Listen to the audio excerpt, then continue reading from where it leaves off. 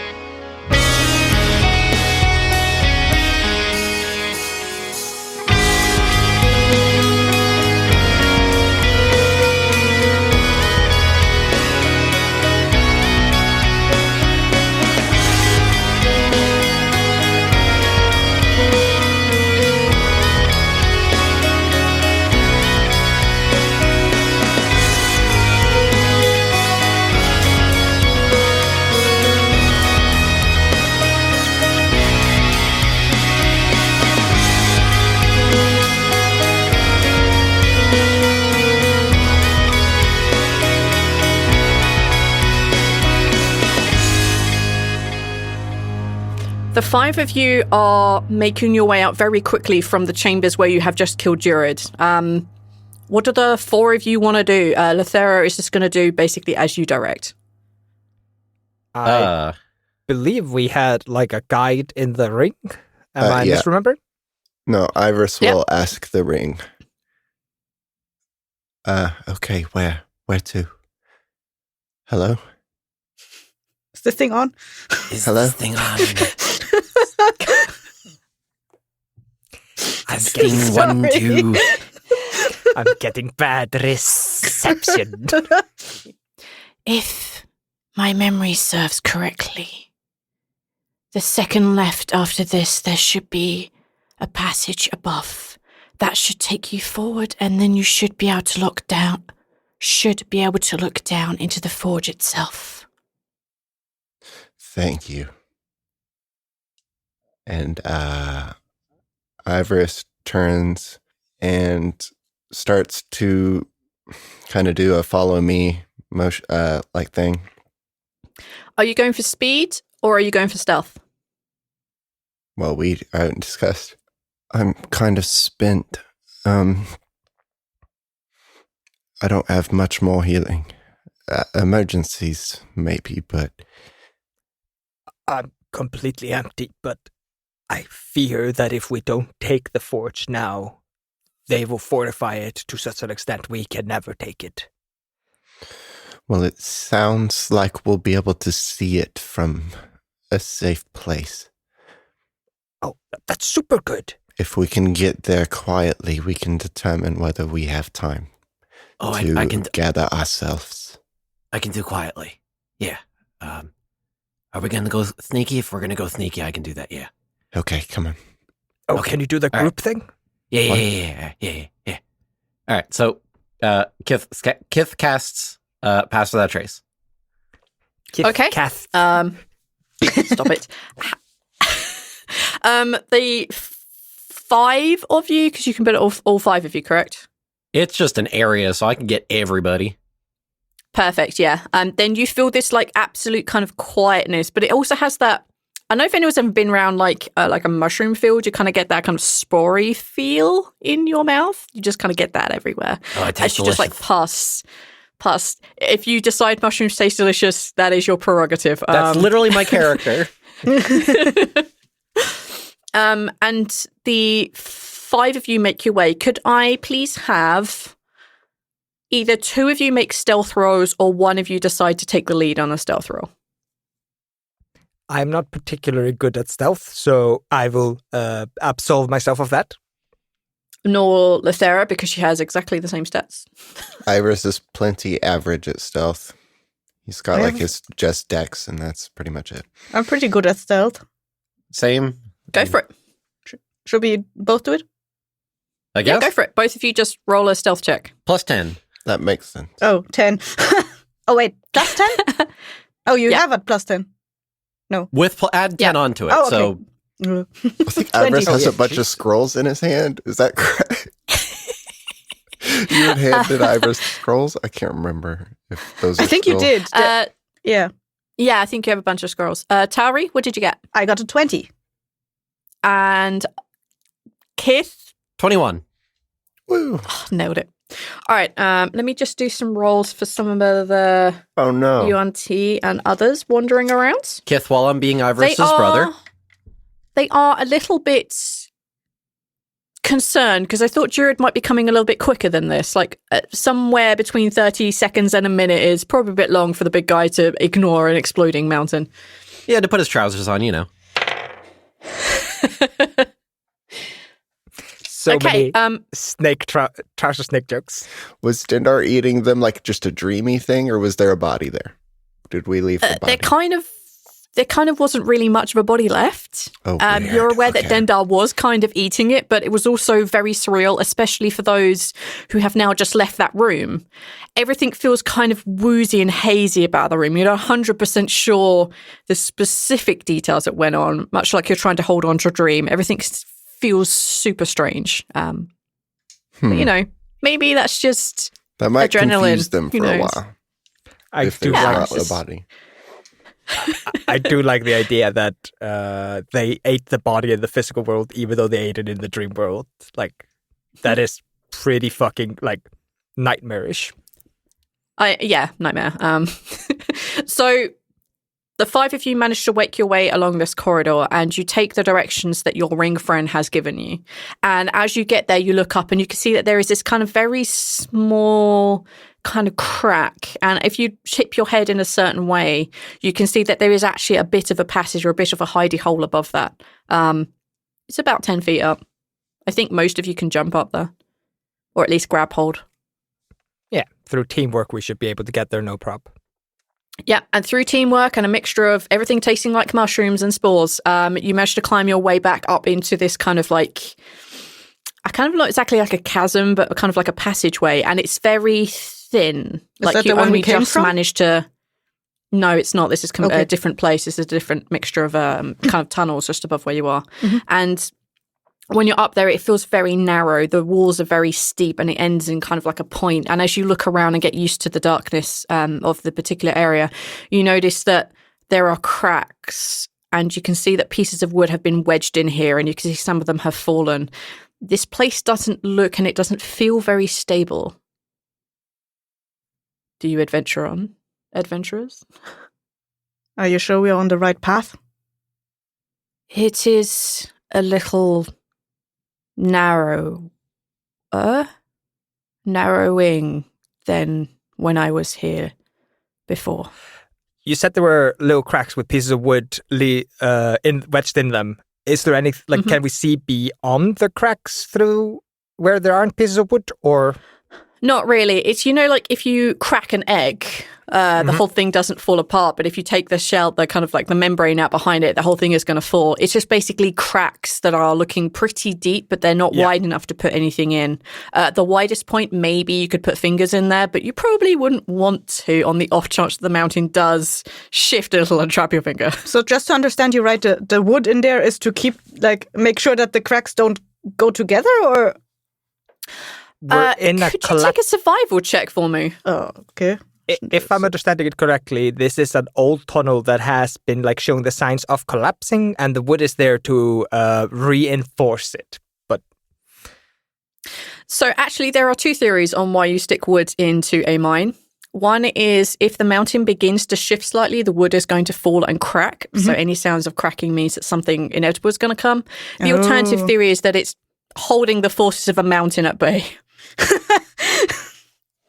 It seems unlikely. I heard it phrased like that. I'm like, okay, I'm on board with the other one. So you can take whichever option you wish, but the wood is here and they serve dual purpose, possibly to hold the mountain up and stop it from collapsing on your head, possibly just to let you know that a collapse is incoming. Much like a canary, but, you know. Strong wood. With wood, yeah. Wood from dragon tree 4 times wood. No. Neil, no. Neil, no. Strong enough to hold the passageway that you're in extends kind of really only forward and away from the direction that you come, away from the face of the mountain that as you kind of maybe orientated yourself to. And it appears to just go further and then drop down, which you kind of know is about right for what you would expect. This looks like a dead end. I don't know. I don't think we will get anywhere if we follow this path. Not that there's a path to follow anyway, but... Ring person said this was right, V? Yeah, the ring person said it's a little narrowing than it remembered, but it's about what it remembered. Okay. It was here at least. Unless this is the world's best ruse. V, is it the world's best ruse? I think only Ivoris can decide whether he believes this is a ruse or not. How does one insight a ring? You could just roll an insight. It should be up ahead. We just have to be very careful by the looks of it. So we have to get through the walls with the cracks in them? No, we just have to follow this tunnel, and at the end of it, it looks like it drops down. So we're going to have to crawl. Or shimmy or slide. I don't like this. Pick an adjective to choosing. Your liking. I don't like this whole situation. Well, we have to get to the forge for 2 reasons. I know. And 2 of them, my children. There is no other way with the amount of Yuan-Ti between us and them from Jord's place. We wouldn't survive any other path. Then what are we waiting here for? Let's go. You had questions. What? That was why we were waiting. Whoever is taking the lead. I understood that we were standing in front of a blocked way. It's not exactly blocked. It's just a passageway that's like really narrow and very tight, and there's lots of wood in the way. You have to kind of crawl over and under, and the wall is cracked, and clearly places of this little narrow tunnel have collapsed and fallen in. Kind of maybe passable with shimmy and shaking, whichever additive of your choice to your liking. Whomever is going to take the lead, whomever wants to be the safety officer for this run to not knock things over and have a mountain crash on your head, can I please have you make either a survival check, a nature check, or anything you think you could argue? Whomever wishes to take the lead on this. I am passable at survival. That is all I'll say. I think Tawree is going to take the lead because at this point she just wants to get to her kids. As good an argument as I've heard. Wait, what? So, survival or... Yeah, you can have survival or nature or acrobatics or whatever you think Tawree would use in this situation to get through this kind of very dangerous tunnel with as many companions in as whole pieces as possible. I would argue acrobatics because I'm pretty sure she's hunted things in the mountains before that ran through tunnels. Perfect. Absolutely. Go for it. I'll take that. That was beautiful, Cassie. 21. God Even better. What? One of our favorite numbers. Yes, absolutely. As you kind of like shimmy and bend and twist your way through, as you kind of lead the pathway through, you get your companions through as well. Like Greff is a little more awkward because he's in just such a bigger, more irritating body shape, I guess. Duck your head. Has big old swords on him. Your drow companion, a fairly similar state. But you do eventually manage to get everyone through to a point where the cavern itself the tunnel itself begins to open up into something slightly larger. And you can see that there are more tunnels that are leading of this. Some of them are collapsed completely and there's no way through them. Others branch off in different directions. But you do notice as you enter this cave that it's kind of not exactly circular or like spherical in shape, more like a globe in shape. So the tops and the bottoms are a little bit flatter, and it's very, very big. You're talking like maybe 100, 150 foot in diameter. This thing is pretty big, and you notice that there are here and there kind of holes in the floor. And you can tell they're holes even though those places are very dark because you can see the flickering of firelight from below. Some of these holes are really small, like pin-sized, and you can just see like a really tiny ray of light. Some of them are pretty big, probably about maybe get Ivoris, maybe get Greff down there kind of sizes, but there's nothing really bigger than that. Okay. Ivoris is going to, being careful. These holes are in the floor, right? Yep. Okay. I'm gonna crawl over to one and look down and see where we are. Are you looking down a very small hole or a particularly big hole? Are you willing to go to the other side of this kind of big cavern area, or are you going to stay fairly close to where you enter into it? The closest one. So if the smaller holes are closest, because of the fact that there's holes in the floor, I think he's concerned about the stability of the floor, which is why he's crawling. Did we just enter an exhaust pipe? I may not answer that. There's but wood you do in notice here. There can't be that much heat. You do notice actually that there are a concentration of holes kind of in the middle of this cavern, and that's where you see the most flickering of light. Okay. You aren't exactly wrong.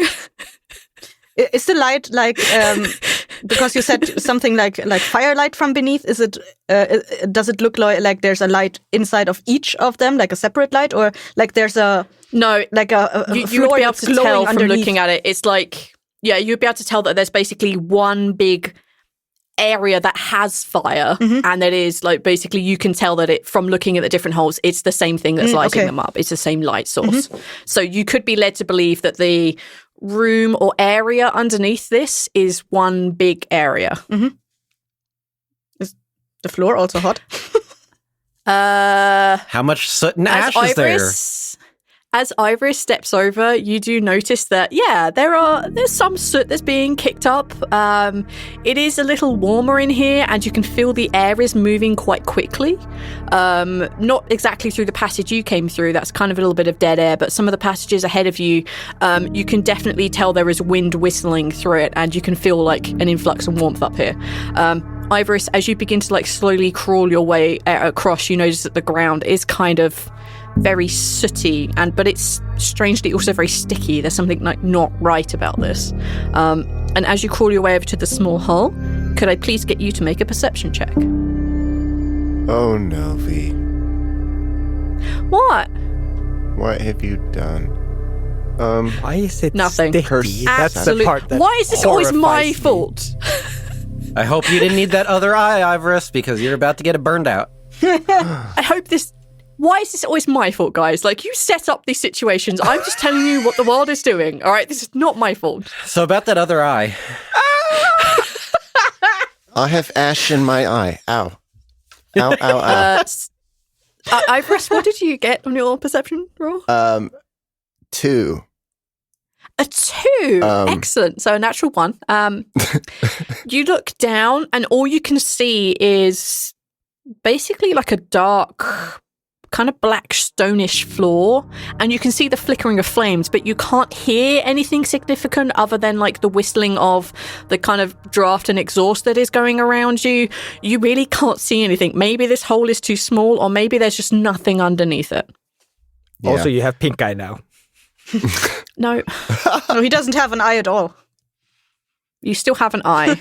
You still have an eye. Okay. Still have an eye. Ivoris now has Don't a do this seeing to me. eye ring. Stop it! He just Go on the west. He holds his hand out, and the snake thing in the ring just goes closer. No, you're cold. Left. Warmer. Oh, sorry. Not left. Right. Sorry, right, you're wearing this the ring time. upside down. This My time bad. I'm right. No. Wrong way around. All right. So essentially, you don't see anything. You just see the flickering of the light of the fire, but there's just maybe nothing underneath. Maybe you just can't hear anything. This is not a good place for you in particular to pick up anything. Yeah, Ivoris kind of just sits down and looks like he's got something in his eye. He's kind of trying to rub with his hands, but his hands have soot on them as well. And he just kind of gives up. He just kind of shrugs a little bit and then sits down and tries to like clean himself. I will give you one thing to ease your minds. As you look down into this hole, you can tell that the floor that you're standing on is quite thick. This is like a couple of foot of stone. It's not going to collapse underneath you. That's what I'm trying to tell you. Okay. I'm assuming Greff sees Ivoris start like pawing at their face, just like, God, yes. He is like looking on his hands and knees, and it's clear he's given up because he turns around and just sits down. Like a sad Pooh Bear. Yeah. Oh, bother. So I think Greff is gonna try the same hole, but he's like more wary of like, oh, maybe there's like a draft and there's like a lot of like particles in the air, so let's try to not like shove our face straight into the rock straight away. Like, let's ease into it. And Greff's gonna take a look too. Okay. Make a perception roll for me, please. That is a 17. On a 17, as you look below, as you kind of like twist a little bit, you hear people moving around. People with a very similar gait to Ivoris. You can tell there's probably a couple of Yuan-Ti that are here. You can hear the sounds of flames, and you hear the sounds of clink, clink, clink as something is striking against an anvil. You hear the sounds of many people breathing and the rattling of metal against metal. A few moments later, you hear this kind of really loud, kind of rumbling, whooshing sound, and that is accompanied by hot air blasting up at your face. Are you going to stay and listen for a little longer, or are you just going to take what I've given you? I think Greff wants to listen a little bit longer because, like, you haven't really told me anything I didn't assume. There are Yuan-Ti down there working anvils. Like, I feel like I'm coming away with literally zero information, so I'm going to stick to it. If you stick at it, I need to roll a perception check. Okay. As you listen a little bit longer, that kind of like whooshing noise comes again, maybe about a minute later, and it again is accompanied by this hot rush of air. And as you listen out intently, again, about a minute later, you hear it once again. I need you to make either a survival or a nature check. I'm going to make a survival because I'm actually semi-good at it. I imagine that Greff lived off nature a lot in his old days. That's a 17. Another. Woo! Each of these kind of like whooshing, rumbling noises that is accompanied a few seconds later by hot air. It sounds like the roaring of a creature. That's all I'm going to give you. V. Yeah, Greff like leads away from the hole slowly. Mm-hmm. And kind of just whispers to the rest of the team like, okay, so, they have a creature that is hitting their forges. A creature? I have nothing more. It growls and hot air blasts everywhere. How can you be sure it's a creature? It could just be the noise of the wind whistling through the cracks on the floor. No, I've heard. I've been outside enough. The nature doesn't make this sound without meat. It's a creature. That's the weirdest way of phrasing it. I already used the word nature, and animals are part of nature, so I had to somehow define it as different than plants. Well, I think it's kind of perfect also because this is not Greff's first language. This is Greff's second, third, fourth language. He's only learned for 3 years. This is perfect. I love it. If we want, because I haven't used any of my my animal forms, I could either... Okay, so 2 options. One is I can turn into a spider, and I can go, check things out. 2 is I could turn into a giant badger, and we just dig down, and then jump out and surprise and do the whole attack thing. Is this the best place for that? Well, okay, so not right here where the hot stuff is, but maybe, a little bit further back in the tunnel.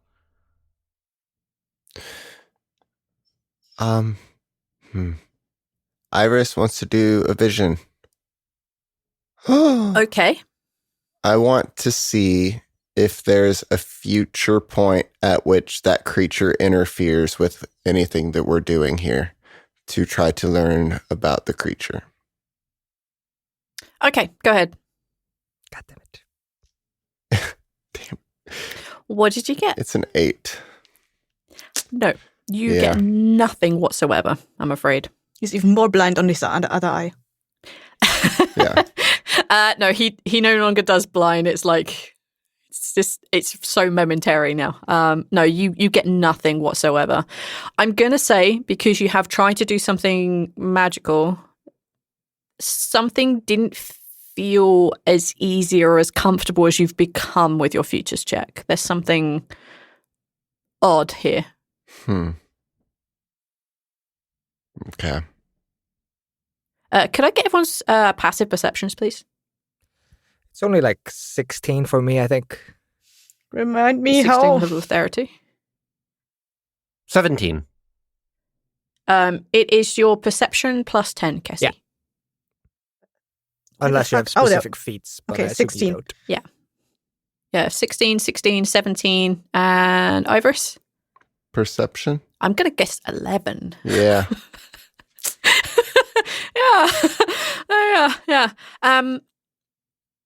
On the 16 and the 17, Greff probably especially as you kind of like sit up away from this hole, and as you kind of look around a bit more at your surroundings, the three of you who aren't Ivoris and Lethera, you notice that although the soot here is kind of sticky and strange, the places where Ivoris has been and has like revealed some of the dirt, the stone underneath, and the same with where Greff has been, you notice that there are kind of like odd, I'm not going to say kind of carvings that you mistook as cracks when you first walked in. They look very intended. You're definitely going to have to make Ivoris aware of this because he's blind. Yeah. Greff is just, Greff starts tracing his fingers or like his hand across the surface. And then when he realizes like, oh, that's making a lot more sound than I need to, he kind of just picks his finger and kind of tries to trace the carvings, trying to reveal one of them.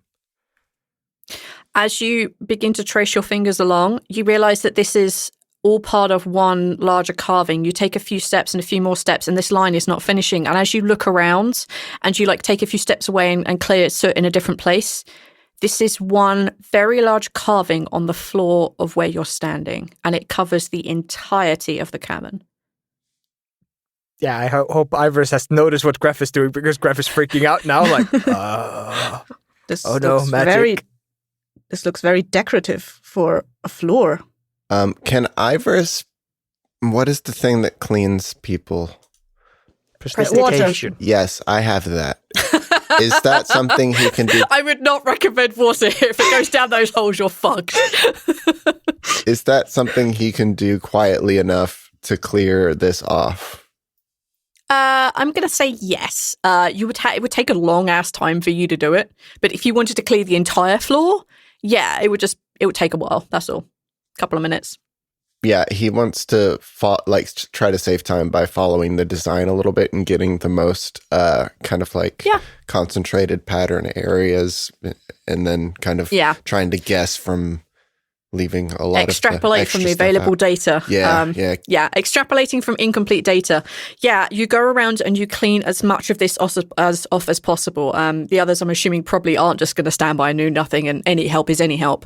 And as you all begin to kind of look at the floor a little bit and step back and have a look at like the hole, it is very obvious that there is a very large rune that is the size of this kind of cavern and maybe the room below. You don't exactly know dimensions of the room below, but there is a very purposeful rune that has been carved into the floor of this cavern. Going on my runes bullshit again. Is this a dangerous ouchie rune? Yeah, does anybody know enough magic to know what the hell this is? Yeah, I'm going to need to either take an Arcana or a Religion check from all of you. I could do religion. I have proficiency in neither. Oh, shit. So. Nice. I got a 10. I'm just rolling so good. Wow. 18. I never had any experience with magic, but I know this is magical. This is magic shit, yo. Okay, Ivoris, what did you get? Not enough. Ivoris is still upset about the fight Perfect. because he's just rolling terribly and useless right now. He's rolled a 10. Okay, Greff, what did you get? I got an 11 on Arcana. Yep, you know fuck all about this other than that's probably magic. Lethera got a 20. She knows a little bit more than you do. Tawree, what did you get? 18. And finally, Kith, what did you get? 22 on religion. Okay, religion, she did Arcana. You also did Tawree. Tawree, you don't know a lot about magic, but something in the movement of Ortub next to you kind of indicates that this is some sort of shield. It's a kind of like protection, but you can't really tell from what. And Ortub really isn't from this plane. Can only really tell you the gist of like, hey, this protects something from something. Like that's about as far as they get. On a 20 and a 22 in religion and both in arcana, you would know that this basically prevents scrying, but it also blocks. It kind of protects the area above and below from deities. It protects them from being scryed and it protects them from messages. Damn. So while Ivoris was in there cleaning it, Dindar was like, what the fuck? Where'd it go? I can't see him. What happened? Yep. He got ashes in his eyes and I can't see now. Oh, wait a minute. Okay. Give me a second. Yep. Hold on. So Kith is actually going to go back down the tunnel a little bit. Mm-hmm. Until like they feel at least like they're not entirely sure, but they're assuming at least if they go a little bit away from the rune, maybe this will work. And then is just like in their head, just gonna be like, "Hey, are you two there? Can you hear me? Did this work now?" Yes. Okay. Hi. That's weird. Uh-huh. Don't like that. Do you want me to smash it? Is that bad What? if I do? Bye, Floor. Well, are you inaudible? Okay.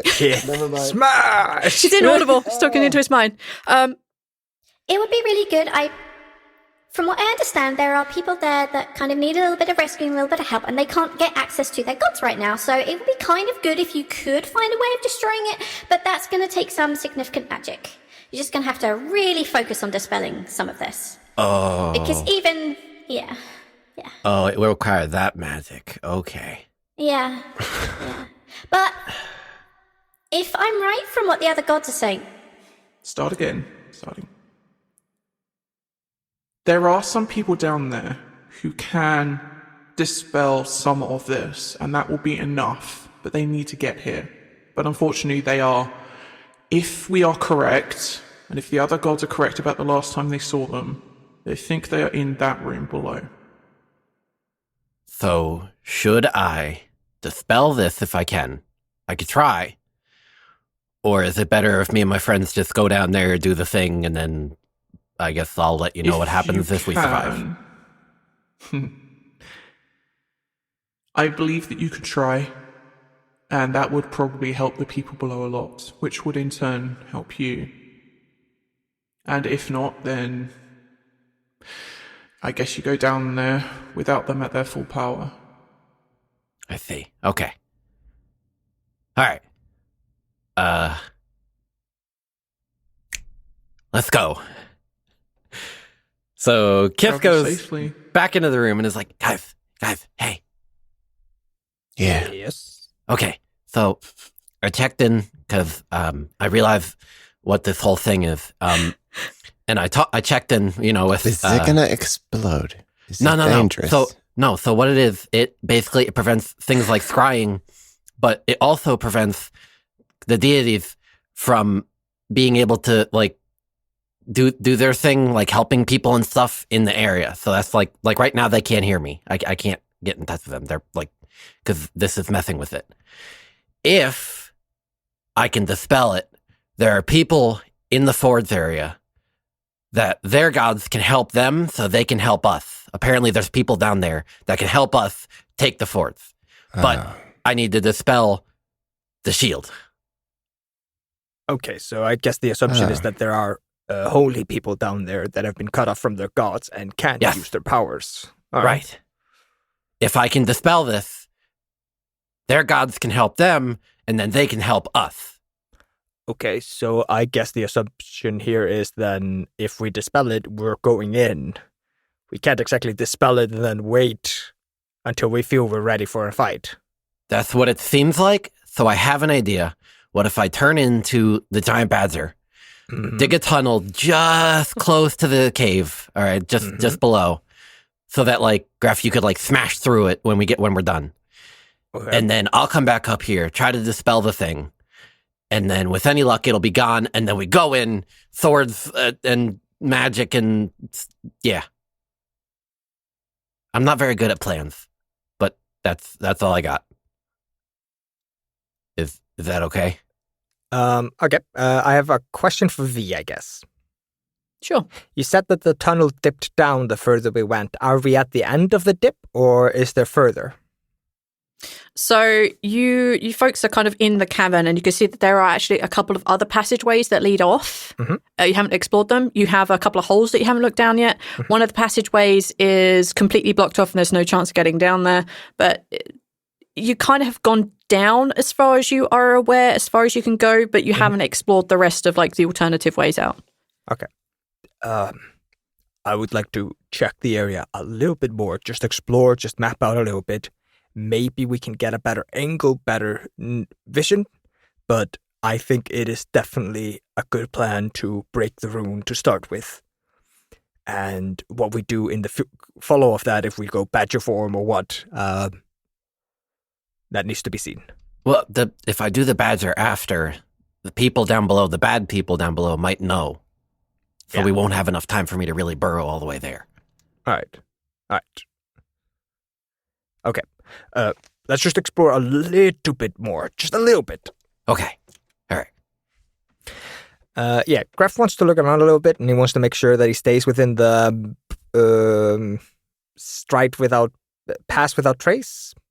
I think it's called the name of the spell. How far is pass without trace? Pass without a trace has a whopping range of 30 feet. If you want to explore the tunnels, he will have to go with you if you want to keep pass without a trace. Carry me. What? Piggyback. Oh, God. Why? A solid question. I'm a cloaking device. No. You're also almost the size of him. Yeah. I can be smaller. We're going through little tunnels. Get off my back. I just imagine kids being like, I could go smaller. And then there's just like a little bit of that ripping and cracking and tearing. And it's just like, whoop, shrinks. Yeah. Whoop, it's taller. Whoop. I can do this anywhere between a foot taller or a foot shorter. I will basically give you this. There are kind of two other exits out of this area. So there's the one that you came through. That's fine. You know where that goes. Ahead of you, there is, say, path 1 and path 2. Okay. Path 3 is broken. Okay. What would you want to do? I identify with path 3. Feels. Greff is going to look back at... Oh, fuck. Cassie, you need to give me your character name again. Tawree. Greff is going to look back at Tawree and Ivoris and just like, okay, I would explore a little bit before we go on. Do you guys want to come with? Do you want to stay here? Like, how do you want to do this? I didn't bring any marshmallows. I'm sorry. I understand nothing of what Kith said, but I understand the implication that we need more people to get through this. I think I agree after that fight with that what the fuck was his name? Monster. Jared. Ass hat, yeah. With the ass hat. So if if there's even a chance that we can get more allies on our side by doing this, lead the way. Or should Ivoris? we use this time to rest? I could send the wasp thing ahead. Oh, yeah, you keep forgetting you have that thing. We have so many companions. It's not incredibly sneaky. I don't think I could get it in the room. If that thing entered a room and I were in the room, I would try to make, A death wasp is not subtle. No. Sorry, a nightmare wasp is not subtle in any way, shape, or form. Okay, better plan. How about you have the Nightmare Wasp explore the tunnels a little bit while the rest of us take a breather? And we make a plan based on that info. Okay. That should give you guys time to do short rest. So if you need to, if short rest gives you back any spell slots, if it gives you back any rests, any actions, any of the things, if you want to use your hit dice, now is the perfect time. Okay, if that's the case, I'm gonna do the badger thing now, while I still have Pass It Out of Trace going. Yeah. Makes it silenter.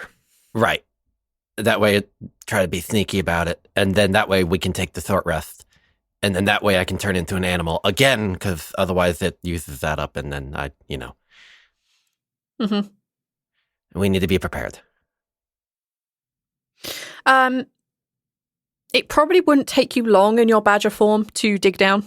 You kind of have an idea, popping your head up, checking the depths of the holes next to you, and then going down again. You could probably get a really good gauge on hey, if I dug this far into this part of the floor, it would probably take one good hammer swing and this is done. Or to be fair, you may also bring down part of the ceiling with you. That also is a potential question mark. You're not exactly sure what is directly underneath you, but it is something that you could do. I'm just going to say, yes, you can do that. You can do it slowly and easily, and you have Pass Without Trace on. Okay. So rather than short resting, you are digging a hole. I do that, and then I take the short rest after. Yeah. So if it takes a little bit longer, that's fine, because I need it. Yeah, that's fine. Y'all can be an hour and a half. That's probably about the right time to do this, I think. And also, I'm going to use my natural recovery then, so I get some spell slots back. Yep. Wasp boy, you are seeing through the eyes of your wasp companion. Yes. Ivoris takes a seat and gets where he's kind of rested. Puts How his far scrolls can down. you see in your wasp companion? While I'm in the hour thing, you guys need to look at the scrolls. How far can I see? Let me look. I think it's 400 feet. Your nightmare wasp. 100 feet? Yep, it is 100 feet. Okay. I feel like we've definitely broken that rule with Raw, but we Raw might do, be but an exception. Your Spectre friend with Ral yeah. is your Tio isn't the same as any other find familiar. That is something very unique. Meandering about in your wasp companion, you basically take, let's say, path 1 for about 100 feet. And you go along and it twists and it bends and it becomes very circular in nature, becomes less of a walk pathway and becomes more circular. And then you notice it begins to go upwards and steep upwards. And it gets so steep that basically as you kind of get to the edge of your range and you as Wasp you look up, you can see that it's basically just... Basically, I'm going to call it, it's basically a flue. It's basically a chimney up to the surface. It's not particularly wide. You could, if you braced yourself, climb up this, but that would be a long, exhausting process. Because you are probably a mile underground, and you know that the kind of the trenches that you were in were pretty deep anyway. It would take you a long time, but this is a potential escape to the surface. I fucking doubt it, V. If one of us falls, the rest of us, Oh, yeah. Uh-huh. For a mile, V. I mean, one of us If not more. One of us can turn into a giant motherfucking spider. Mm-hmm. So that might help. One of you safe and sounds. Your 40 feet of rope will not do the job. Maybe if we webs. cover Gross. like we put like a plate down and then explosives on one side of it and launch ourselves up? That is an option. You've been don't hanging out with the wrong advocate too for that much. option. Turn the mountain into a giant in gun. In one direction, you find basically a flue, a chimney upwards. It is a really long way up, and it doesn't look like it gets any wider the further up it goes. But then you can't really tell, like you're so far down. That's taking scary. path 2. Yeah. Taking path 2, the pathway goes out and then drops down and sideways away from where the chimney is. And at the edge of your distance, as far as you can get with your wasp companion, you see that maybe 100, 150 feet ahead, I think your wasp can see fairly far. Either way, it can see really far. You can see at the bottom of this incline, you can see that there is a very sturdy wooden door with what looks like... Would that be on this side? Nope, you just see a really sturdy wooden door. Okay.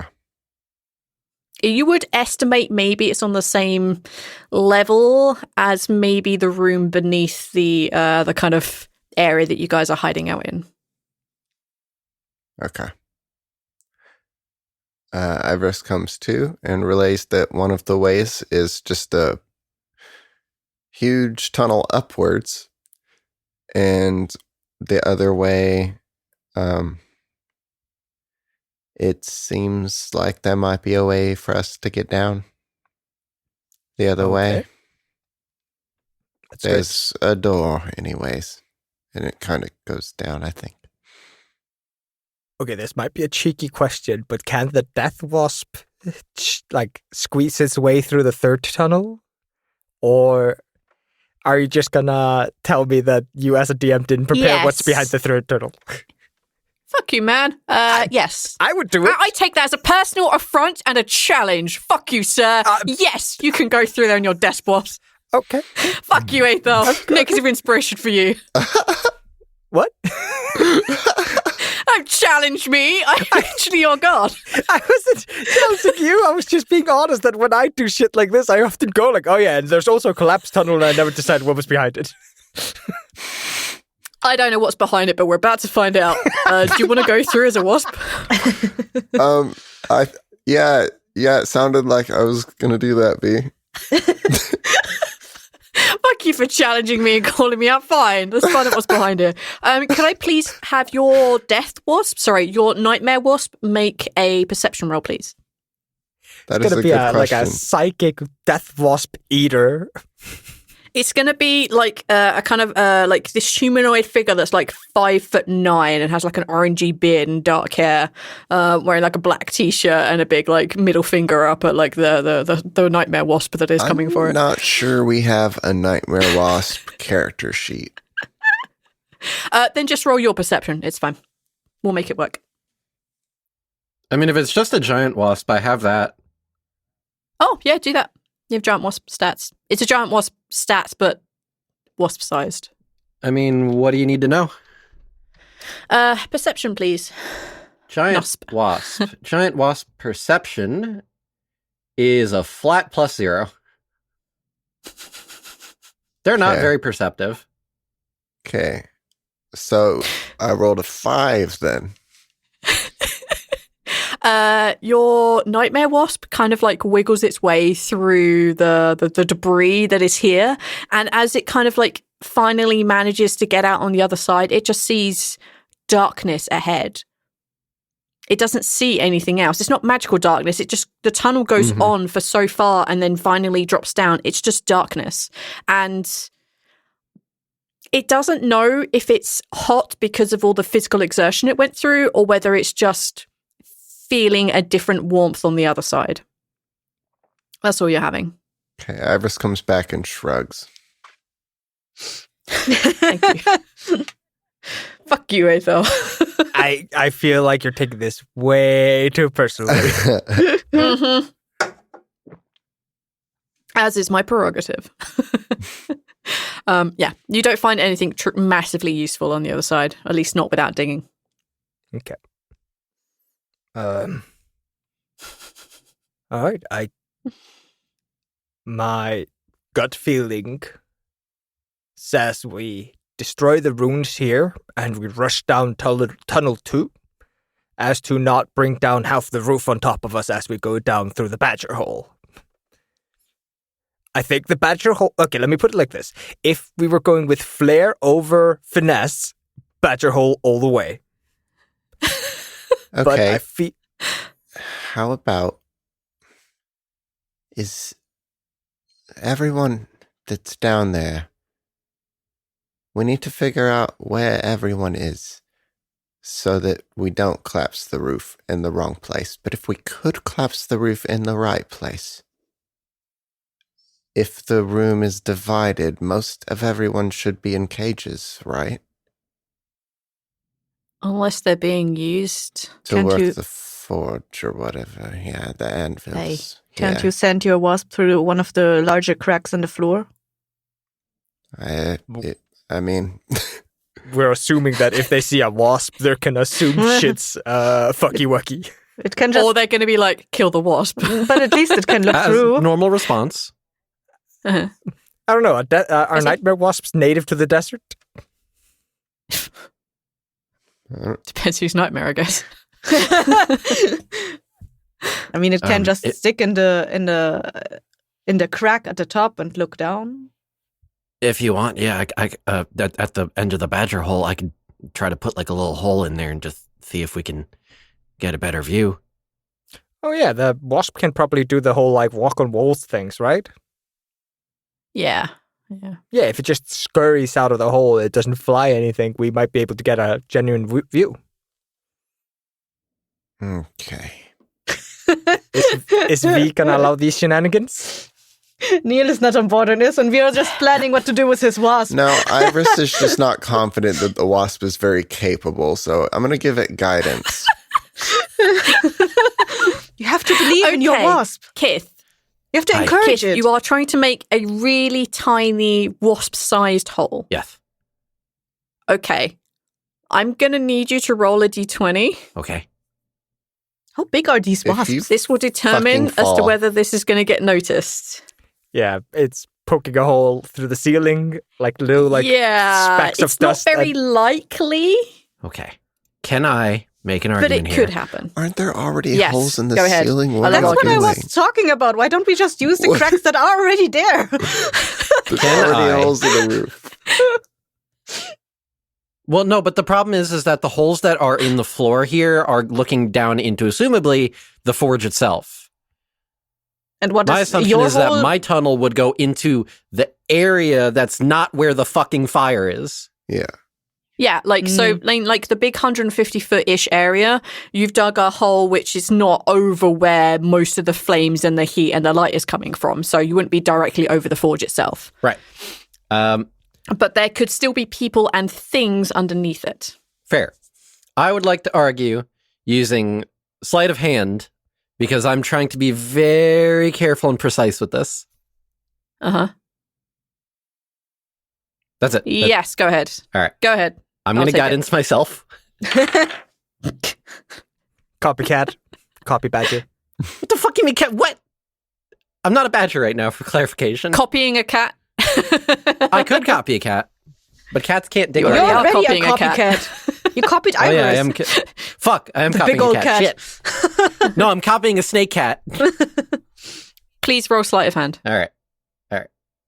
This is going to be versus the perception roll I've just done. Okay, well, I'm going to roll the guidance anyways, but just, okay, all right, no, that's pretty on par. So I got a 1 for the guidance, but I got a nat 20 on the sleight of hand for a total of 22. For a total of 23. 23 with the 1, yes. For a total of 23, you make a tiny little wasp-sized hole and you get it to a point where, you just see the rock beginning to crack and you manage to pull it out before it drops below. Your wasp is free to move through this hole, guided by Ivoris's hand. Your magics are a little more difficult to push through. I'm not going to lie, it's a little difficult, but you managed to do it. And this tiny little wasp crawls its way through the hole and sticks itself to the ceiling underneath, not flapping its wings, trying to make as little noise as is possible, as guided by Ivoris to shut the fuck up. As you put your senses through it, you see below you that directly below this kind of badger hole. No, I won't be that much of a dick. Like below this badger hole, if you were to just pound the ground out and basically fall from this, you'd be standing in front of 3 fairly large cages. And as you kind of look around, you see the cages are partially, like there are some people in them, and there are some people that are clearly meant to be in them. You can see some tieflings and you can see some goblins that are being forced to work in the forge itself. As you're looking around, you can see the forge is kind of in the middle of this room, and you can see this great gust of flame as it kind of shoots out and up through from the forge. Whatever is powering this is below ground. You can see that there are probably 4 or 5 Yuan-Ti that are in charge of this place. You can see them shouting and barking orders, but none of them are what you would class as particularly strong. They just have a really good grasp on the people that are within their control. They don't need anything more than, you will do this, and it is done. You can see that this room has kind of 3 major exits. That's kind of what I got for you. They are making a lot of stuff. Are the exits or the entrances easily fortifiable? I.e., like how they prepare to like seal this room if it comes to it? Or do they just have doors? It looks like something that you would have to barricade. Okay. Something that you would have to set up barricades for. Yeah. You can see that there are materials to do that. There are like ingots and wood, and you can see there's a lot of stuff around that you could barricade it with, and it is fairly close to each of the doors. It looks like it's like a break in case of emergency. You can very quickly barricade this place, but you would have to do that. They're not in place right now because it's not needed. Yeah. Ivoris, you would also pick up that one of these exits from the room kind of does line up with the passageway that you saw that had the door on it. One of the passageways leads kind of where you think to maybe the front of the cliff system that you came through. The other one, no idea. Okay, well, that door is the door that I saw, I think. Are you relaying the information about what the room Yes. looks like? Do you? Yeah. I'm not going to waste all of our time with arguing it out back to you, but yeah. He relays everything he Information sees. relayed. Did you, in the cages, did you see 2 young tabaxi children, maybe? Yes. Yeah. We need to get in that room. Those Okay, could be my so kids. I have an idea then. So, what if all of you guys go to the door, all right? And then I'll get rid of the rune, or I'm going to try to my best anyways. And then you guys go in, make a big distraction, start doing the killing and all that stuff. I'll come through the badger hole, and I'll get the cages open. Okay. Should we try to do the rune before we jump in? Should we try to? Okay. Well, let's just do that now. Okay. Are we all rested? Yeah. I'm good. Okay, we're all rested. As best as I can be. Okay, I'm going to hit the rest button. Okay, this is an easy place to cut. I'm giggling because of the phrase badger hole. I'll come through the badger hole. Badger. It's something about the phrase. No, it fits your fucking character. It's a snake! Oh no, it's a snake! It's a snake! No, this is too perfect for this situation. I hate it. All right, Neil. Badger remix as the fight tunes for this area. It's the name of the episode now. It has to be Badger. Badger hole. It's going to be Badger Hole. Yeah. Clearly. Mushroom. This is Badger. Ah, Christ. No, okay, stop. All right. Then that's the snake. Give me so- 1 second. Because you're not going to like wait. this part. So we're resting, right? Yeah, everybody take a short Yes, you can rest. take a short rest. If you need to regain any hit points, Tawree, you just roll them. I guess I will. Fine. I mean, I'm only 10 points off, but I guess better to be sure. So we have Badger Hole ready to deploy. Once the dispel thing has potentially gone ahead. The rest of you are waiting by the door so that you can burst through that way. Yeah. That door connects to like a weird back hallway, so the assumption is that it is not rigged. Do you mean one of the holes defended. that the wasp was checking out, right?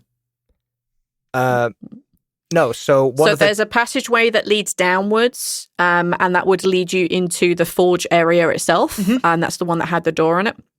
So that is where they're proposing that anyone who isn't Kith goes, ready to do distraction and beat the shit out of stuff.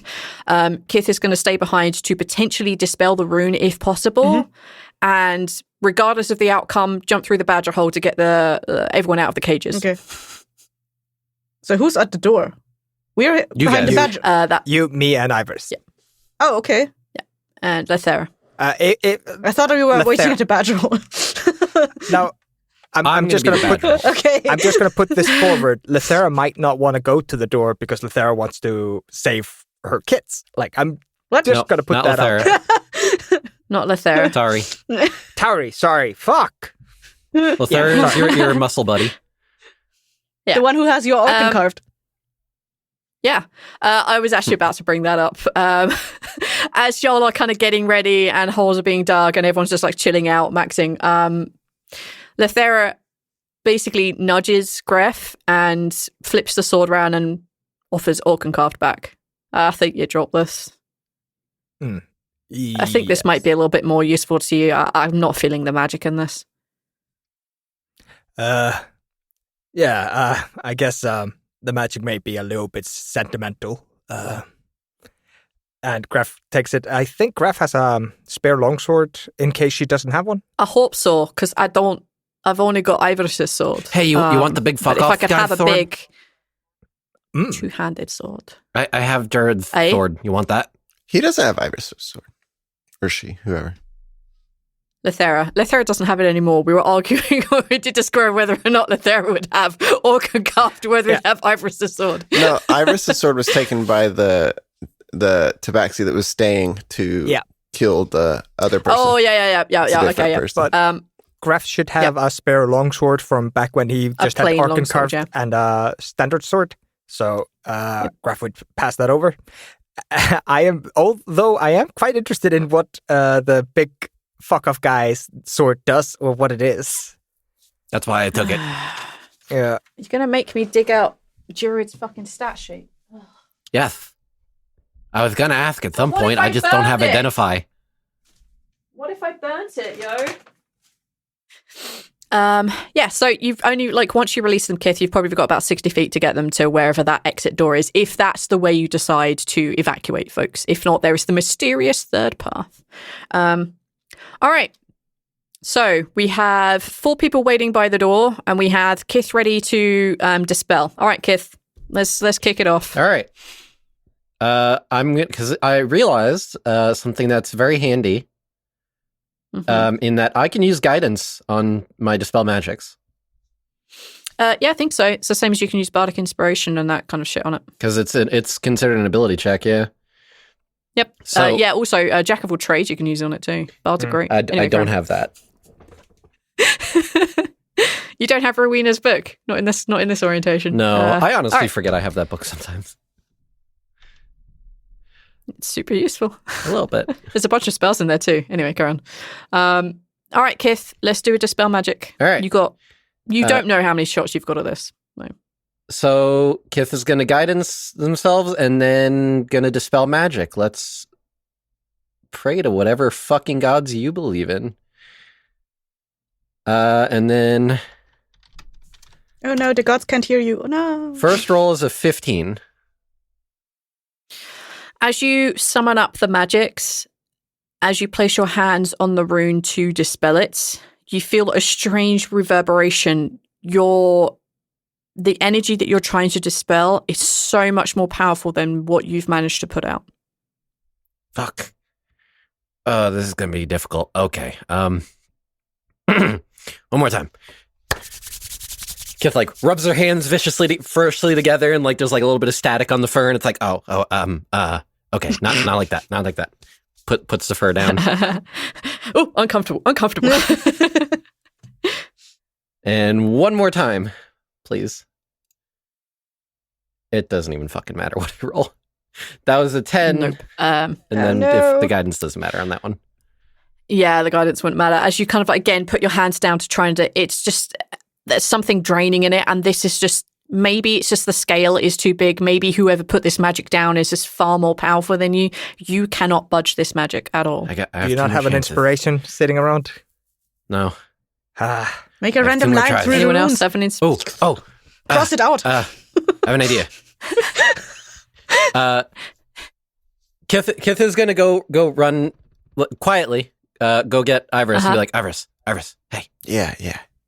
Okay, I have an idea, because I tried, and it's not working. Okay. All right. Yeah. I have 2 more tries. I want your help. Yeah. Well, you and Dendar. Guidance is you. No, not that help. No. Oh, I don't think Dendar can see here. I think you said. Just I kind of feel. Come fucking help me. Just let's go. Feels safe, to be honest, like that. But Just fucking get up here. okay, yeah. All right. Basically, Kith is going to try to get Ivoris to just channel raw magic into this dispel, and one might say, aid in this attempt. Trying to fuse magic to amplify it. Dendar wants this gone too, I bet. To what end? Okay, mechanically, what are you trying to get out of this? The help action. Oh, you want advantage? Yes. I'm trying to flavor it in a way that makes sense by pulling in another spellcaster. That is pretty sneaky. It is sneaky, but it... Do you want me and Ivoris to do the fusion dance? Yeah, fusion dance makes me happy. What if I try to make a religion roll to like wrestle with the thing keeping away the religion roll? What if I just try to pull it back that way? If you manage to pull off the religion check, then you can have advantage on the dispel. Okay. Religion checks a 22. You look at the bullshit like celestial deity stuff in here and you're like, no. Just noping, all of that. Yes, you may now roll with advantage. All right. Power of friendship and guidance. Come on, friendship and guidance. Oh, wait, just to be sure. That's a 23. So that's a level 13 spell you can dispel. I dispel the world. No, that's so much higher than you have. Dispel the world, make it a better place. Yeah, you're out of those. As Ivoris kind of like just holds that kind of secondary part of this spell at bay long enough for you to dismantle the first part, and like a pack of cards and a house of cards been built up, you pull the bottom one out and the whole thing dispels. You see there is a great flash of purple and whitish light as this entire rune lights up just once momentarily and then fizzles out.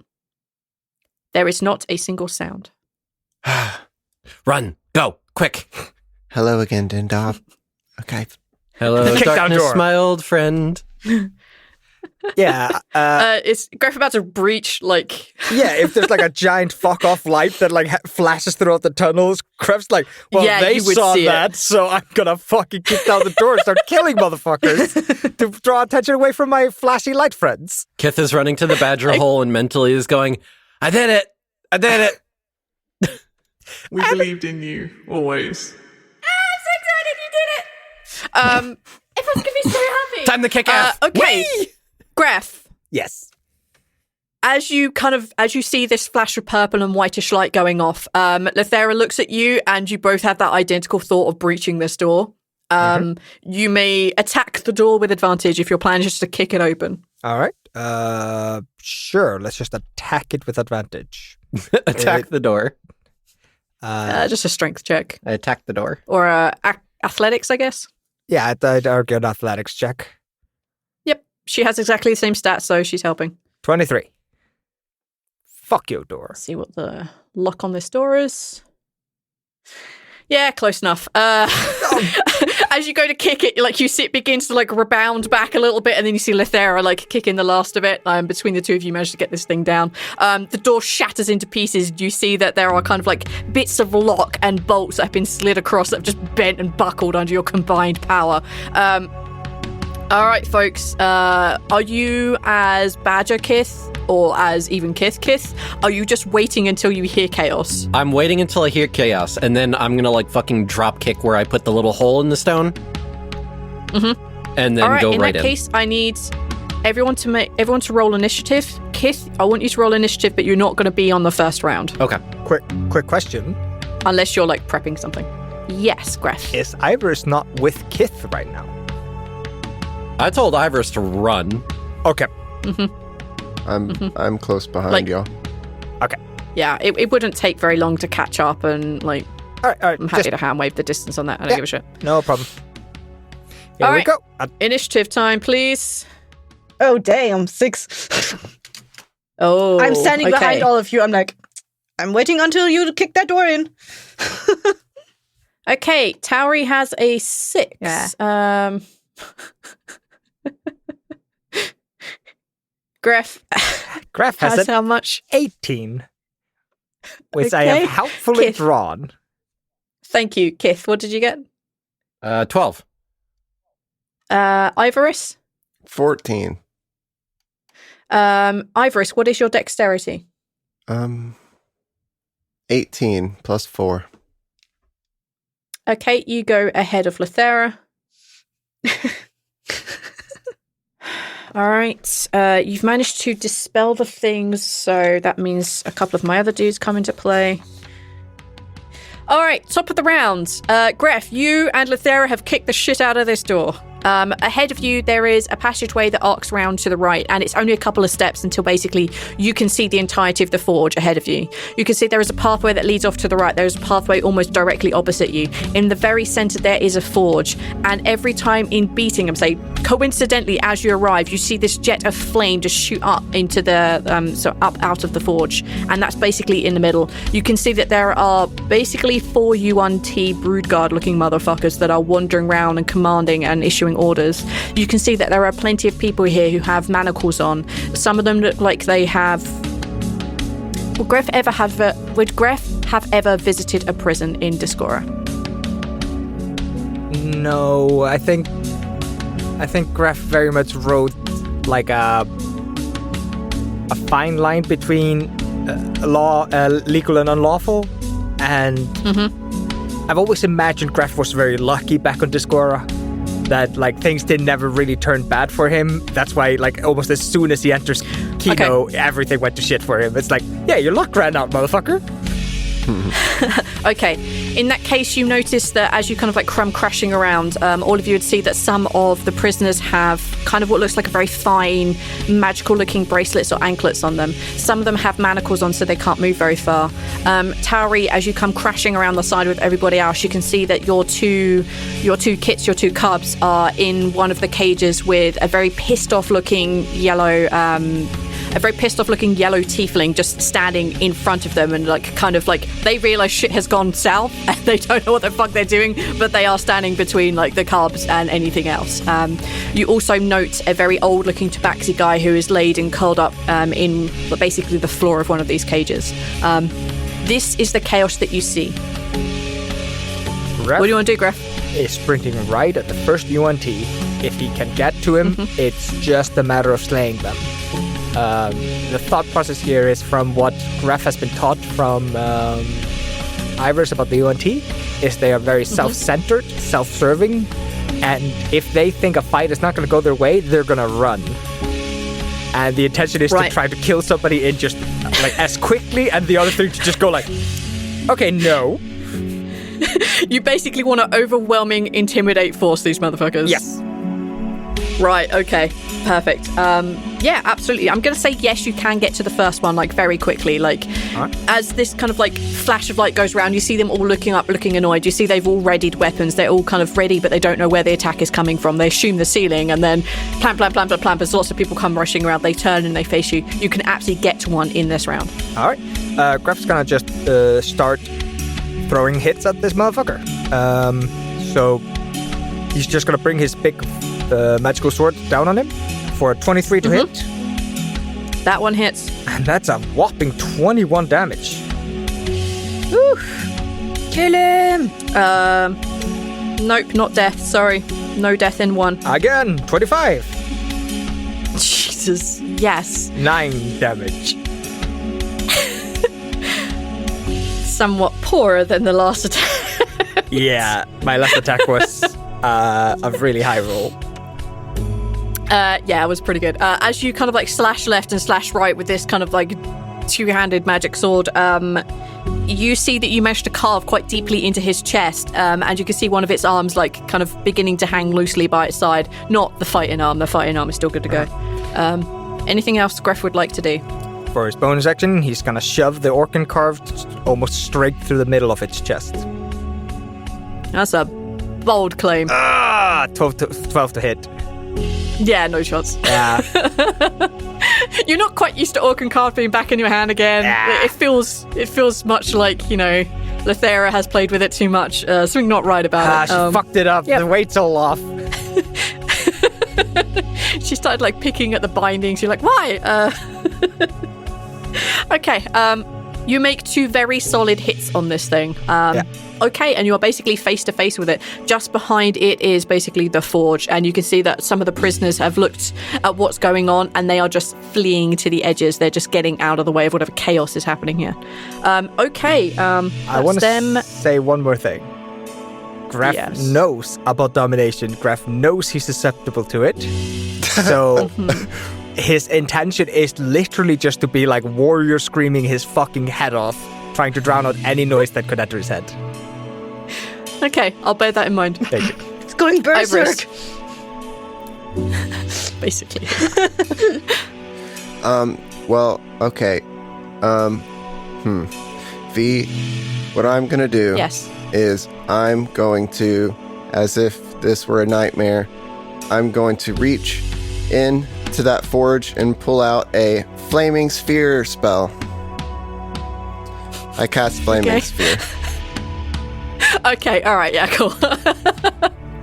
Alright, this is something new. A 5-foot diameter sphere appears in an unoccupied space. Yeah, I'll allow the forge. Lasts for your duration. Any creature that ends its turn within 5 feet of the sphere must make a dex save. The creature takes 2d6 fire damage, or half as much on a save. As a bonus action, you can move the sphere. Yada, yada, I'm gonna back Greff up and just put it behind the person that Greff is fighting. Okay. Alright, I'll make him make a disadvantage roll. Because you have Greff menacing in that area, and like he had just got cut across the chest. It's a bit surprising, and then, oh boom, my butt is on fire. Like, yeah, that's gonna... This goes bowling off for Yuan-Ti. 4th level, so it's how many damage? 46? That's the correct damage there. Oh, yeah, okay. that's correct damage. Alright, okay, what is your save DC? 16. It fails. Woo! It also takes an additional +5 for the charisma damage for Radiant Soul. Right, yeah. Okay, so 18 damage in total. The one that Greff has assailed and you've now set its butt on fire looks very unhappy with its life. It looks like it's not having the best day. Or at least not the best 6 seconds of its life anyway. I would rate these in the bottom 10% of the 6 seconds in my life. Yes, this is the worst 6 seconds of my life. Okay. Yes, absolutely, you've managed to create a flaming sphere. And that's all I can do on this turn. However, I can keep following people around and being a nuisance with that Yes, as a bonus action, which will theoretically only limit my healing. But yes, here we are. Okay, all right, brilliant, perfect. Okay, that was Ivoris's go. It's Lethera. Lethera is going to run forward, and she's also going to attack the Yuan-Ti that looks like it's about to have not such a good day with its life. She natural 20s. Okay. Oh. Wow. Bye. Okay, cool. Greff, describe how she kills this creature. So, I always like the idea of the chop, so I am assuming that she comes in two-handing her axe, and she goes for the weak arm. And the Yuan-Ti, used to having its weak arm actually able to move, is trying to use it to block or change their direction, but it never moves. So it just makes this kind of gesture of a defense as the sword just cleaves through the dead arm and into its torso, sending it down dead. Rip. Okay. Fantastic. Rip. Yes, very much. Literally. You have one dead Yuan-Ti. Nice! Thank you. Damn. You're welcome. She looks at the next one and she does that, like, she takes one hand off of the sword and does the thing where she points her eyes and points at the nearest one. She's not quite, like, she knows what they do, but she's just also likely also just had enough of this shit. Alright, she's not able to menace it, but yeah. Okay, cool. It is now Kith's go. No, you are holding on, but you have heard and are hearing, and I will allow, you are hearing Greff's cries and yells, berserker rage. You hear lots of things going off, you feel the whoosh more of fire out of time from what it normally is, and yeah, you definitely could jump through here. There is enough chaos to be distracting. Okay. In that case, Kith is going to cast guidance on himself. And then is going to fucking yeet themselves down the badger hole. Okay, perfect. What does this look like from, for example, someone who is inside the cage, like the yellow tiefling who is standing in front of the two cubs, like, I don't know what the fuck is going on, but this ain't right. What does this look like from her perspective? Kith like drops down with like a single heel aimed at the little hole in the stone and just blasts through it and comes falling down next to the cage, and because Cat sort of does like that, somehow lands on their feet and is like, hey, here to save you guys. How's it going? Hi. Cage. Yep. Indicates cage. I'll be right on that. Just give me 6 seconds. Okay. She backs up and just like puts her hands in front of like the cubs so that they don't necessarily see what's going on. All right, Kith has landed. What would Kith like to do? I'm gonna say that's probably your action to have broken through there, so you still have a bonus. I can't really do much as a bonus, so next turn I will start picking the lock. Perfect. Yeah, I'll accept that. Okay, all right. Next on the list then is the Yuan-Ti, and there are only 3 of them left. Dominate. Yeah, I'm considering it. Fuck it, yes. Let's go for a round of dominate. No, they're supposed to run away. We killed their buddy. Now they're annoyed. I pulled the whole forge out. You did not pull the forge out of the fire out of the forge.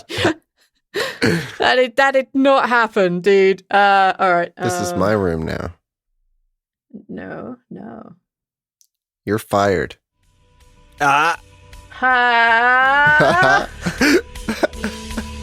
Greff. Yes. I require you to make a wisdom saving throw. Oh, no. I would like to make an argument that I get the advantage on it since I am warrior screaming. You are raging without raging. Sure, in this one instance, I will allow you. I mean, he was mentally After prepared. that, you will not have advantage. He was mentally prepared to get. Yes. It's a 13 with an advantage.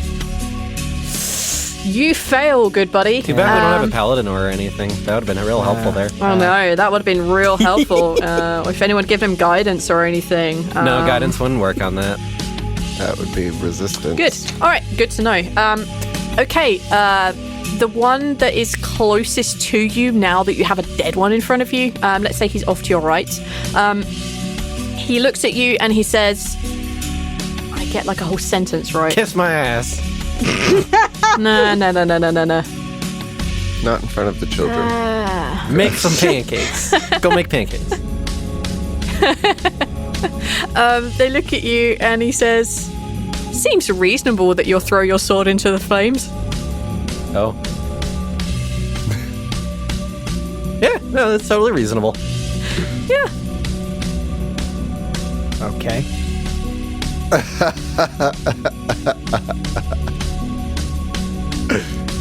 I believe you have 2 swords, right? Yes. It's perfectly reasonable that you would throw your sword into the flames right now. Yeah, that's something I can do on my turn. There's very little... You can pause for effect as long as you want. It's not my turn. Okay, great. Perfect. On your go, I'll remember. Greff sword. 1 sword. Okay. All right. So that is its action. It is going to close the distance between itself and Lethera. It's going to get ready to try and take her down on its next go. The second one that is still living, that is also fairly close to you, is going to cast Dominate on... It sees Ivoris and knows that's a bad idea. You're not looking like a badger, so you also kind of look like a Yuan-Ti motherfucker. Lethera. Lethera also got a 13.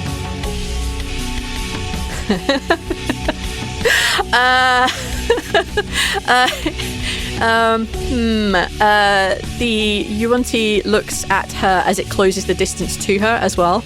And the Yuan-Ti says, "That one is a human, attack it," and points at Greff. So Lethera on her go will attack Greff. Yeah, fuck you. Nobody likes them anyway.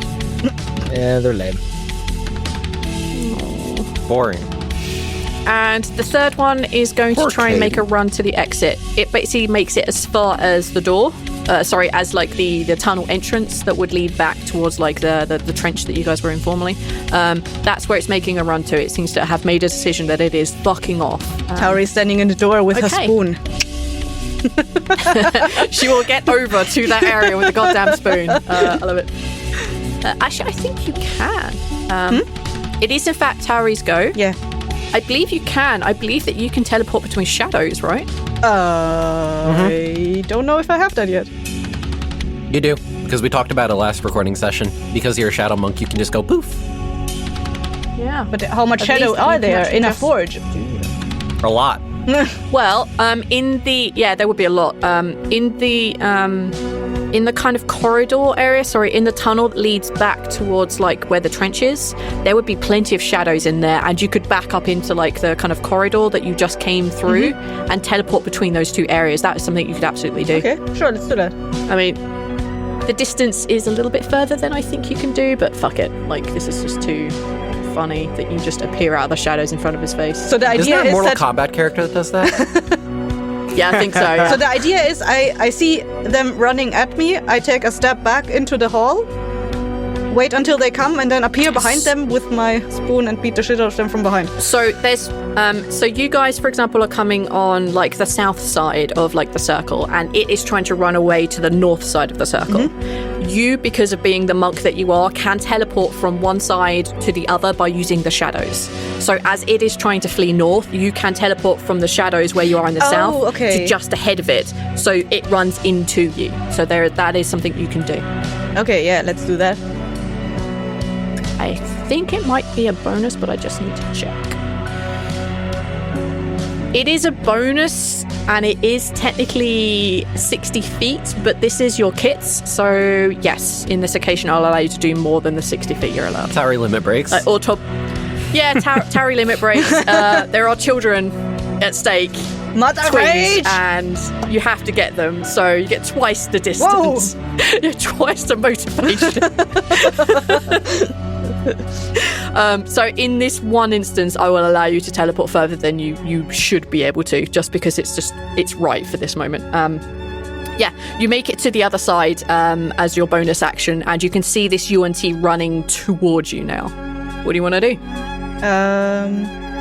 I imagine she steps out of the shadow somewhere, like behind a column or whatever. So like she looks around the corner and waits for him, and then she attacks him from the side once he passes by. Perfect, go for it.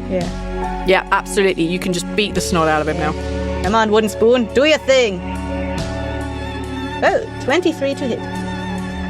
Fuck yes, you absolutely blat that one. And that's 11 bludgeoning damage. Where do you hit him with your wooden spoon? Behind the neck area. As he passes, Lovely. he by, like, from the side. Yeah, somewhere here, you know? Here. Yeah. Yeah. Right on the back of the neck. As a monk, I believe you can hit twice on your go. Pretty sure. Once I hit him in the neck, I take the spoon, swing it around from the other side. In the face. Ouch! Oh, fuck! 27 to hit. How much damage? 9. Perfect. Yeah, you basically get him in the back of the neck, and as he reels backwards a little bit, you smack him in the nose with your wooden spoon.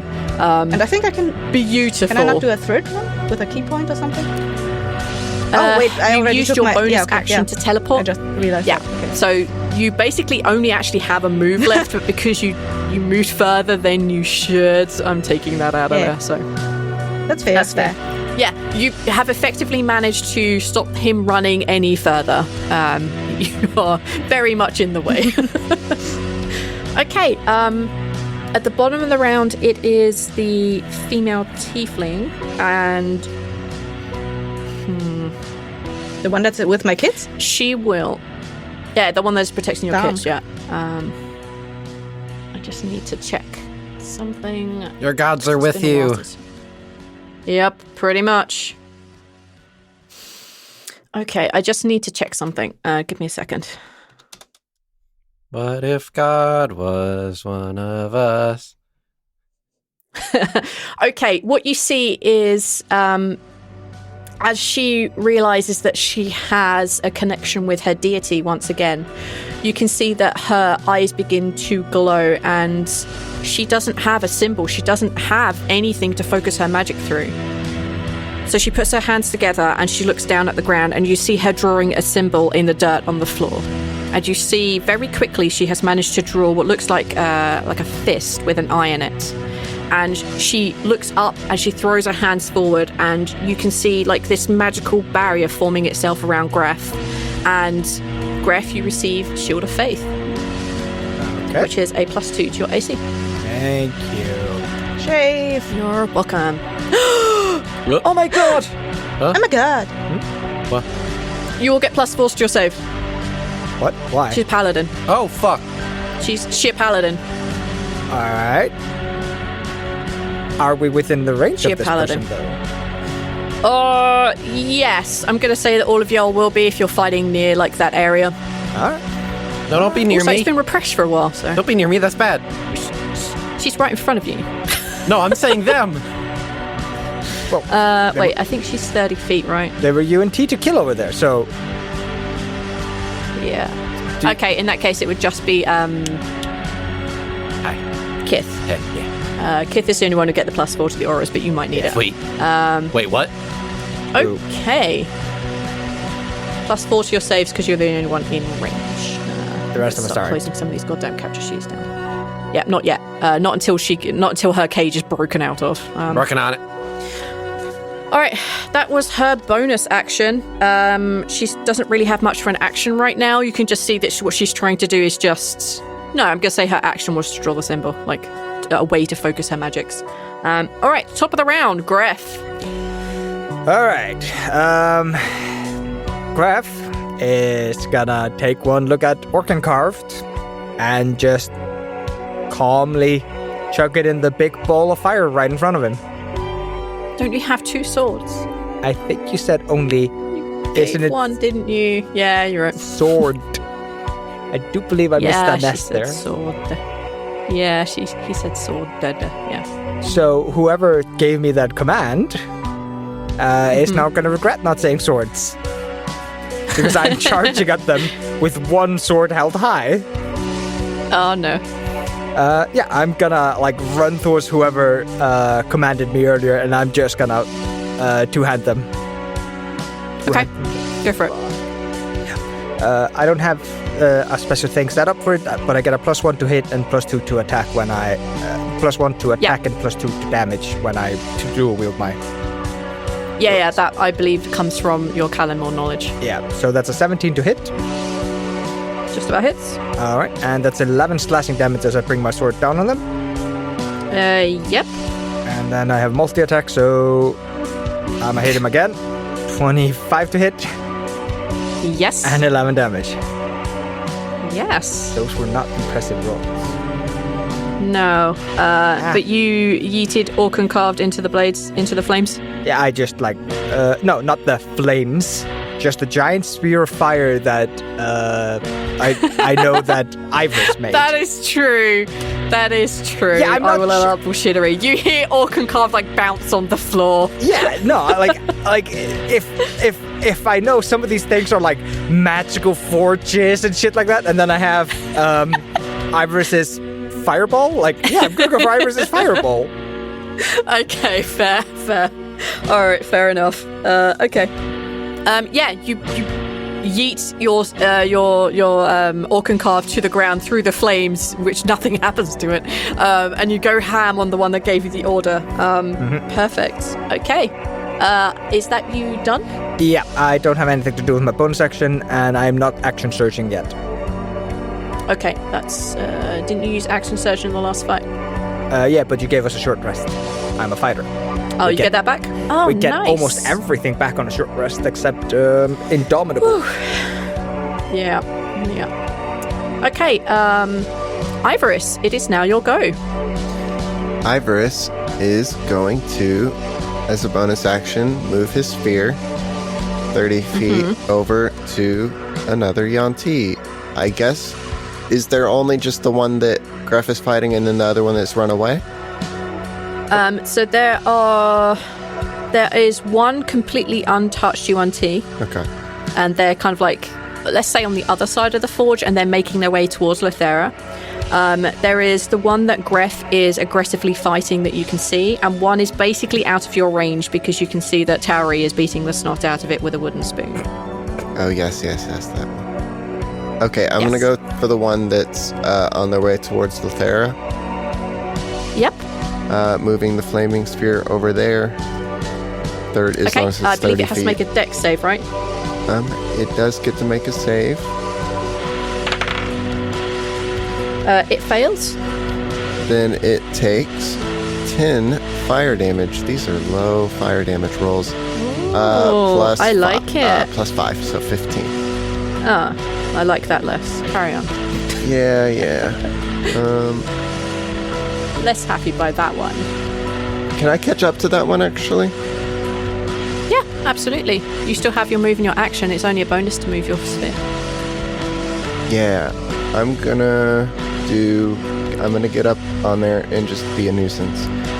But I'm gonna also cast my action I'm sorry, I'm trying to figure out which one of these things was the better of the option. I think it's Firebolt is the better one.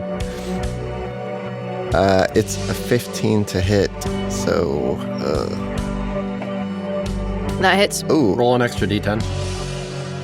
You didn't scale it up. Oh, okay. Oh, nice. Yeah, cantrips are kind of bad. You have to manually put in that has extra dice and whatnot. Oh, so that's 15, and it doesn't take the additional damage, because it can only happen once per turn for the Radiant Soul thing. Okay. So. All right. It looks really fucked up. There are lots of flames on it. There is a lot of sword marks on it. It looks very unhappy with its life choices. Okay. Great. Is there anything else you want to do, Ivoris? Nope. I think that's it, right? Nope. As long as I'm up there and... Okay. Lethera is going to run over to Greff, lift her sword high in the air, and attempt to attack him.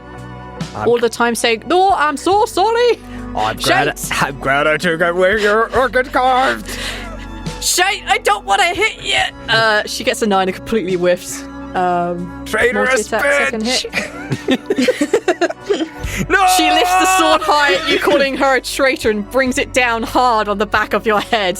You feel this sword just kind of like cleave into the back of your head a little bit, as she performs 10 damage on you. Yeah, there's no way I can get away from that one. No. I can tell that one was not commanded. That was because I... You were bloody rude!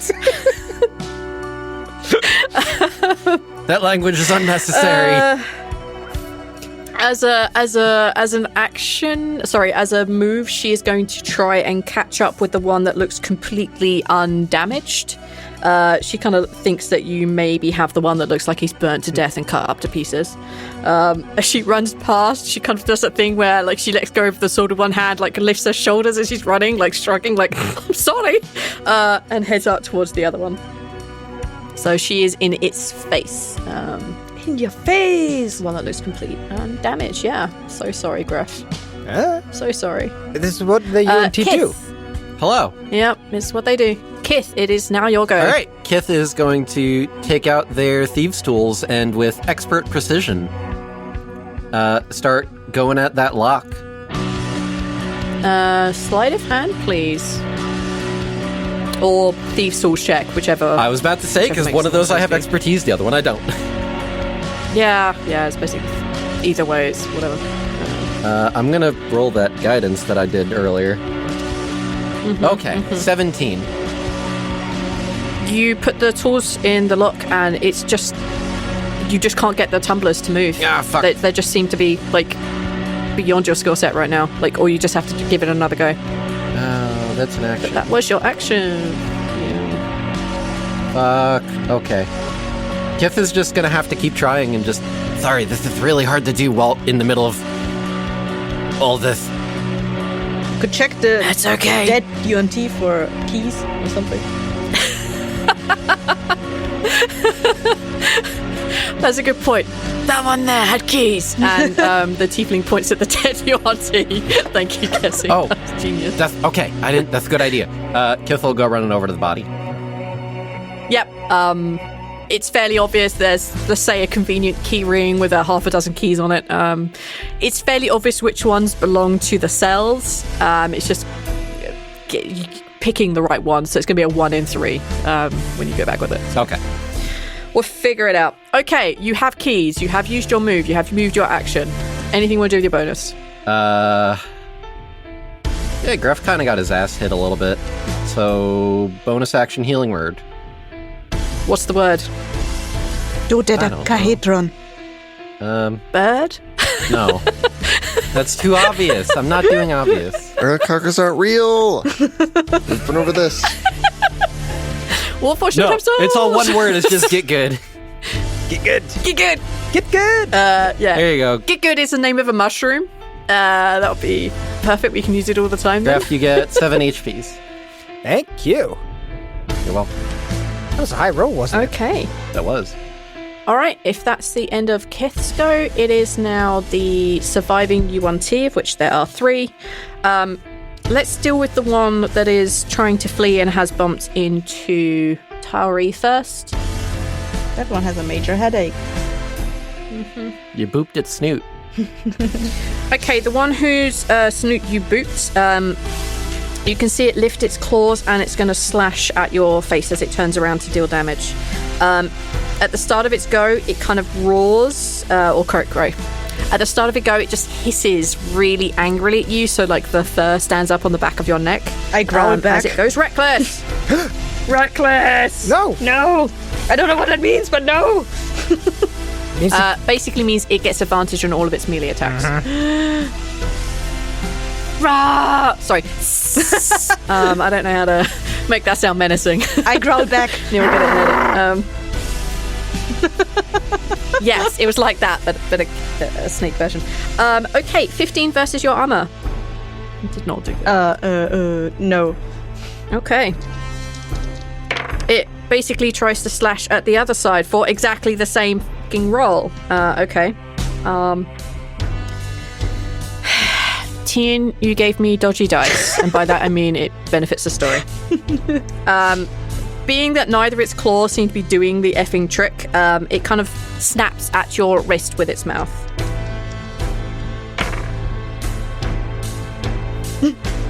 It just snaps, like, nearby. It doesn't do anything effective. It got a 1 and a 4. Oh my god.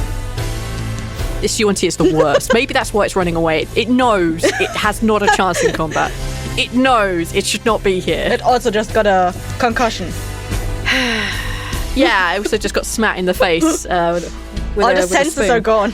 The nose senses. Yep. Okay, the one that has been beaten up the most and has an Ivoris and a Greff upon it, the one with the lots of damage upon it, will look at... Sorry, Greff. We'll look at Greff as it attempts to give it another command. No! Stop it! Alright, I don't get advantage on my wisdom save, but will I roll more than 7 this time? Yes, I will! 24.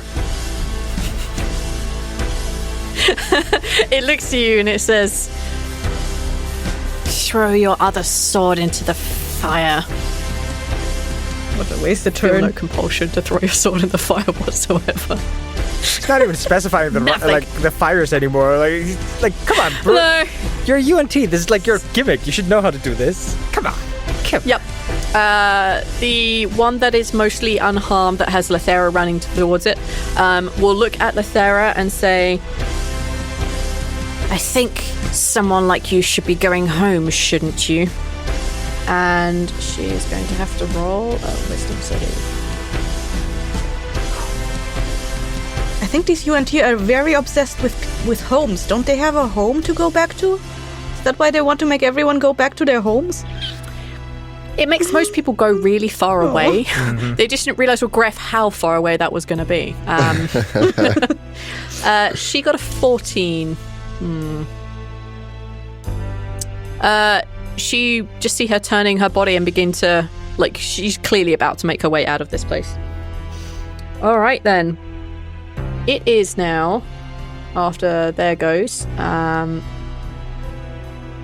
makes it Tawree's It is my turn, yay!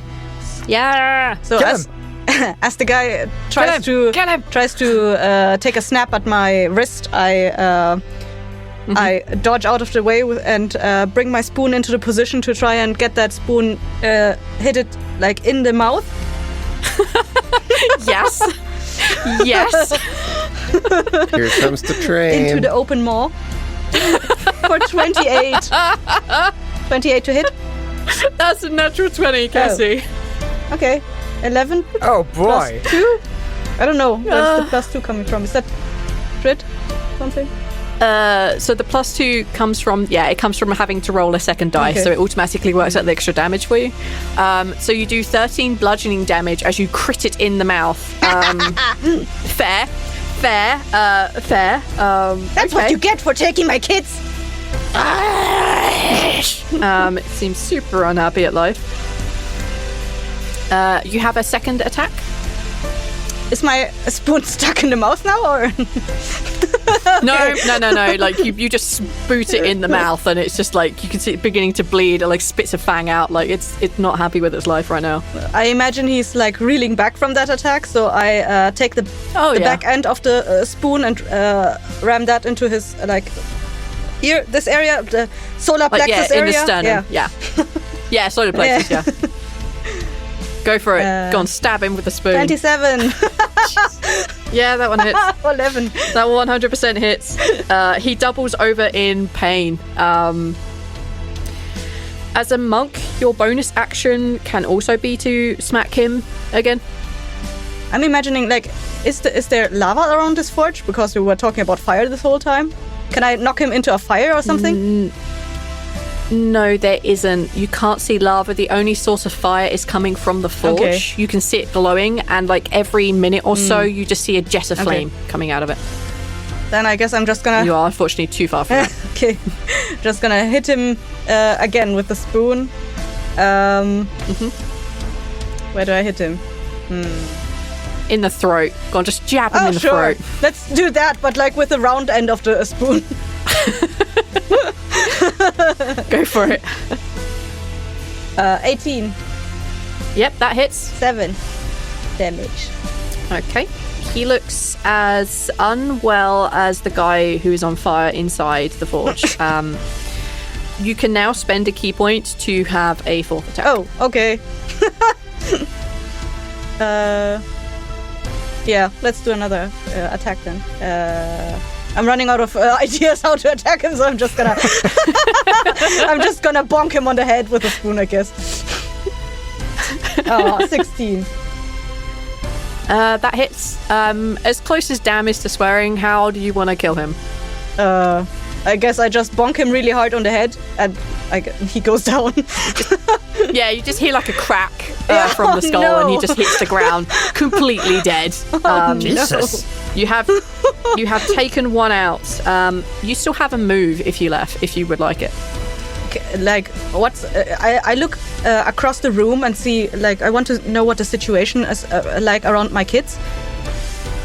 Yeah, so looking over to where your kids are, you can see that Kith is standing in front of them, like holding, a key ring with a bunch of keys on them, frantically looking through to see if they can find the right one. You can see that that the yellow tiefling standing in front of your kids is drawing something on the ground, and that they are clearly focusing on some sort of magic.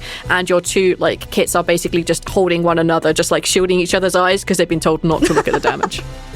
As I see Kith looking through the key ring for the right key, I check my Yuan-Ti if he also had some kind of keys, just to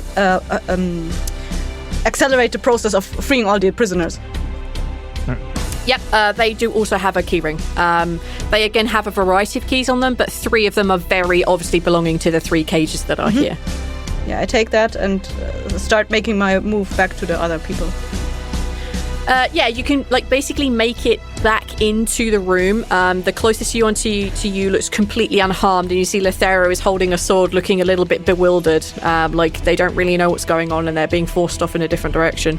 Yeah, this is basically what you see. That's about as far as you could really get in your like 6 seconds that is in after having killed the other guy.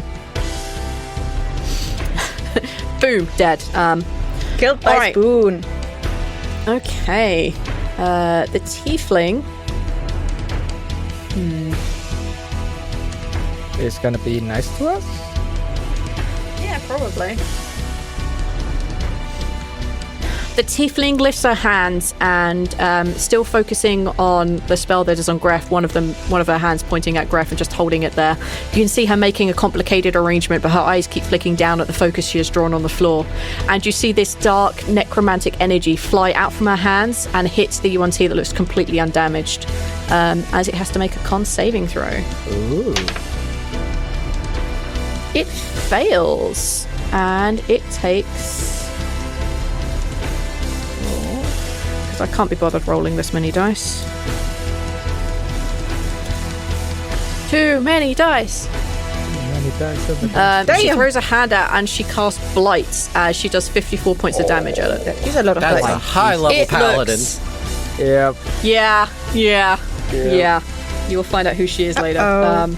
It looks completely fucked up as this energy hits it in the chest, and you see it begin to just almost age in front of you. You see its eyes begin to kind of cloud over a little bit. You see the scales become like somewhat less shiny and luxuriant as they were before, and you see it kind of cough a little bit of blood pouring out of its mouth. It's still alive. It's not dead, but it looks pretty fucked up. It wishes it was dead right now. Yeah, basically. Greff. Yes. Greff, it is your go, my dude. Granted, it's wish.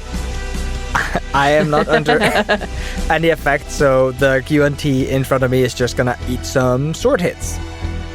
Okay. Yes. So the first... Jesus, that's bad. That's it's gonna do what? I'm sorry? 11 to hit. That's a fail. Alright. I channel some of my spoon energy to you. Greff's first hit goes kind of wild because he for a second there thought he was being commanded, and he kind of reacts to it, but it kind of just fucks up his swing. And as he realizes he's not actually under effect, he tries to hit it again with a 17. Spoon energy. That one hits. And that's a 22 slashing damage as he brings the sword up across its body. How do you want to cleave it in twain? I think it's very just the sword is kind of like touching on the ground after the whiff thing, and he just does that thing where you like kind of just throw it up with all your power and just slash it like up across the torso. Hip to shoulder. Yep. Yeah, hip to shoulder. Yep. Hip to shoulder. Yeah, this thing kind of like collapses almost in half as it hits the ground. You get sprayed with a fuck ton of Yuan-Ti blood. Unpleasant. But you have slaughtered this one. And Greff is going to look behind him. The magical fireball has moved now. Is Orkin Carved just lying on the floor? Yes. Greff's gonna move to grab Arcane Carved and then start moving towards the blighted one. Yes. Yes, you can absolutely pick it up and make a move towards the blighted one. Okay. Can I Ivoris, reach him? there is the question. Or is it a bonus action to pick up the weapon? Let's just say it's a bonus action to move on. Yeah, like the distance covered. Like if you want to be able to hit him next time, then that's basically everything to get there. Ivoris, it is your go. There is one creature left. There is one Yuan-Ti, and they look pretty fucked up. Well, it gets the good old fireball moved over to its vicinity. I believe it makes a dex save. Yes. It makes it. Okay. Does it do half? Yes, half as much on successful. So it does 4? It does 4, but it's so close. Plus 5. And then firebolt. It's fucking total, dude. It's toasted. It got hit with necrotic energy, and then you set it on fire. It was like, I can outlive these flames. Who else This on thing snake does meat? not make it through. You basically set this thing on so much fire. You cremated it. Yeah, you've cremated it. Congratulations. Around you are dead Yuan-Ti everywhere. You can see that there are prisoners running around just trying to figure out what's going on. Some of them are hiding behind pieces of the forge or hiding behind like workbenches and tools. You can see that the two cubs in the corner are just like covering each other's eyes because they're not supposed to see. You can see the tiefling in front of them, like just making sure that they're keeping an eye on what the hell is going on. But you see the 4 Yuan-Ti dead. You are out of combat. Kith is gonna take the keys and start trying to unlock the cage. I swear I'm usually very helpful in combat, but just for flavor text, you feel them like put their hand out and cast bless on you. It's like it's It's fine. I broke the rune. Okay, that was my contribution. I did the thing. We appreciate that very, very much. And just which one of these keys is it? God, Tawree you see like Tawree comes over with the keys and tries to help because maybe there's different keys, like different set of keys. No, listen, let me do something, okay? I feel bad. Here, then take the keys. Give me the other ones. I don't know. As you say that, you just suddenly hear, Mama? Oh. And you see them like move their hands down so they can see, like peer over the top. Liok, are you okay? Mama! And you see like the pair of them just like run over and they like put their arms through the bars so they can try and reach you. And they look healthy enough. They look like they don't look malnourished. They don't look like they're suffering any pain or anything. You can see that they have like a manacle which links the pair of them, so they're kind of like joined together.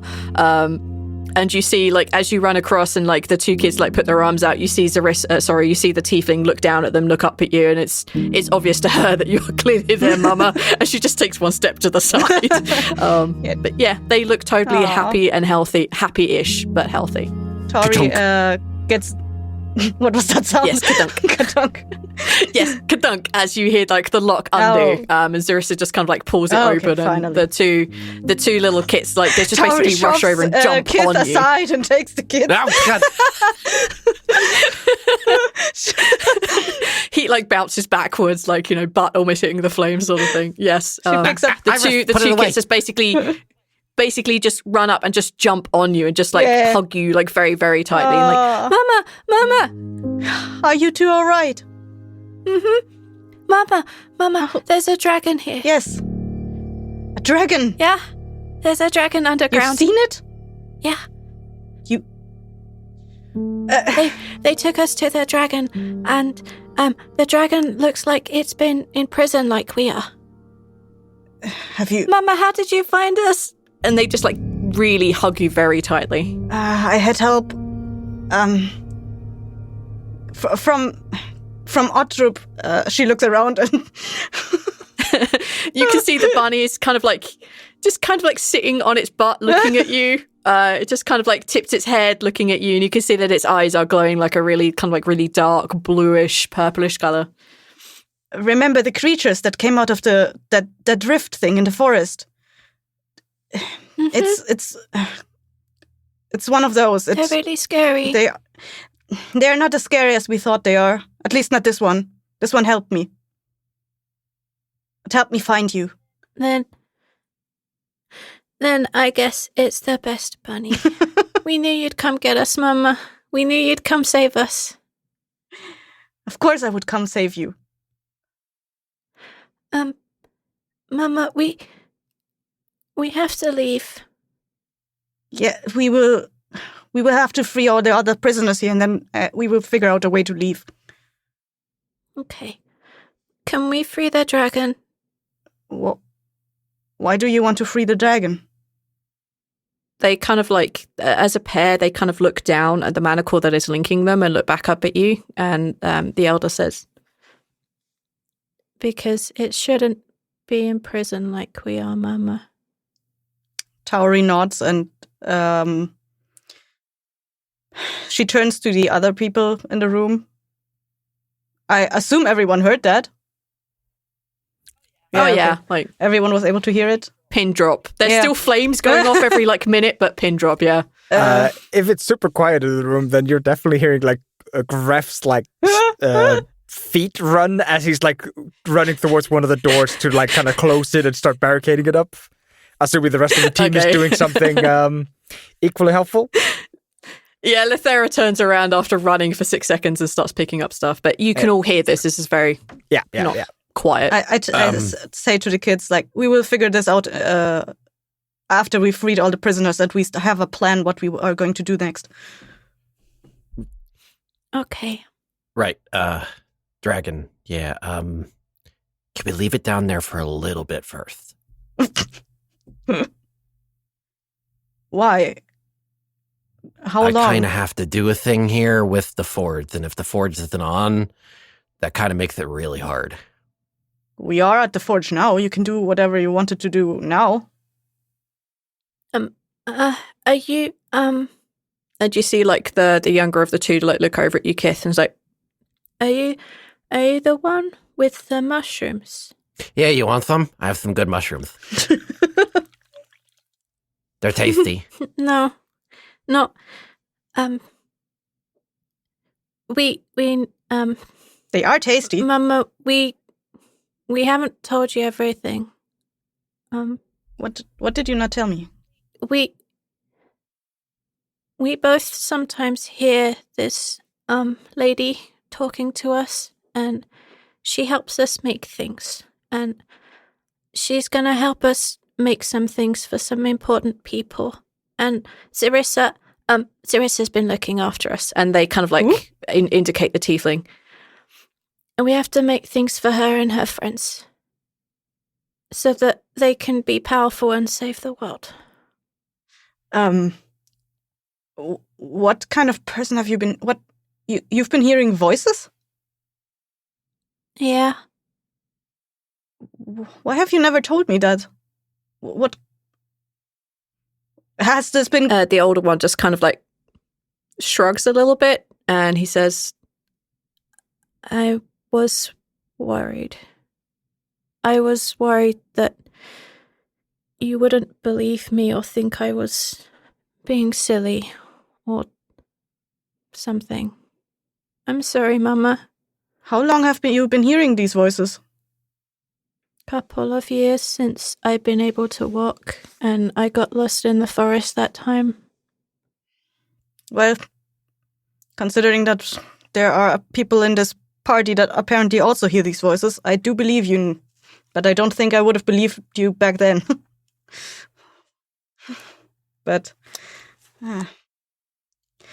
it's okay. If you hear these voices now, then I believe you. We can hear them again now that the big rune above us is gone, and we want to help make the things, and then I really want to go. I don't want to be here anymore.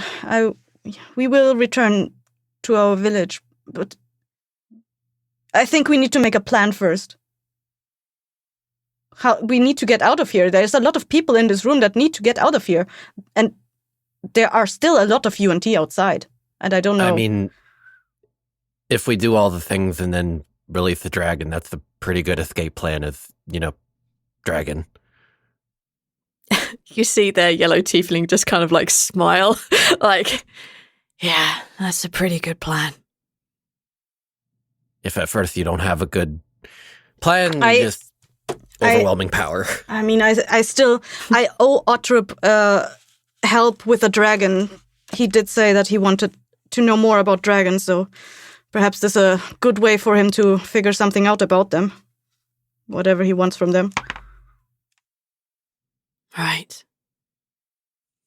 I'll help barricade the door. and you see Thank Zarissa you. just kind of like go off. Zarissa go off, and she helps like Thera and Greff just like barricade that initial entryway. She begins to use some magics, but she has to keep drawing this like kind of focus in the ground so that she can like churn her magic through that. Yeah. The three of you are able to very quickly put up a barricade, and it's pretty strong, and you just keep adding more to it. Not a problem.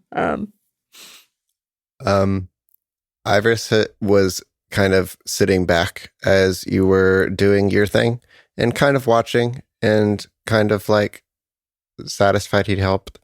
And then as soon as they mentioned a dragon, I think he's trying to sneak off and fucking figure it out. I think that's a huge concern.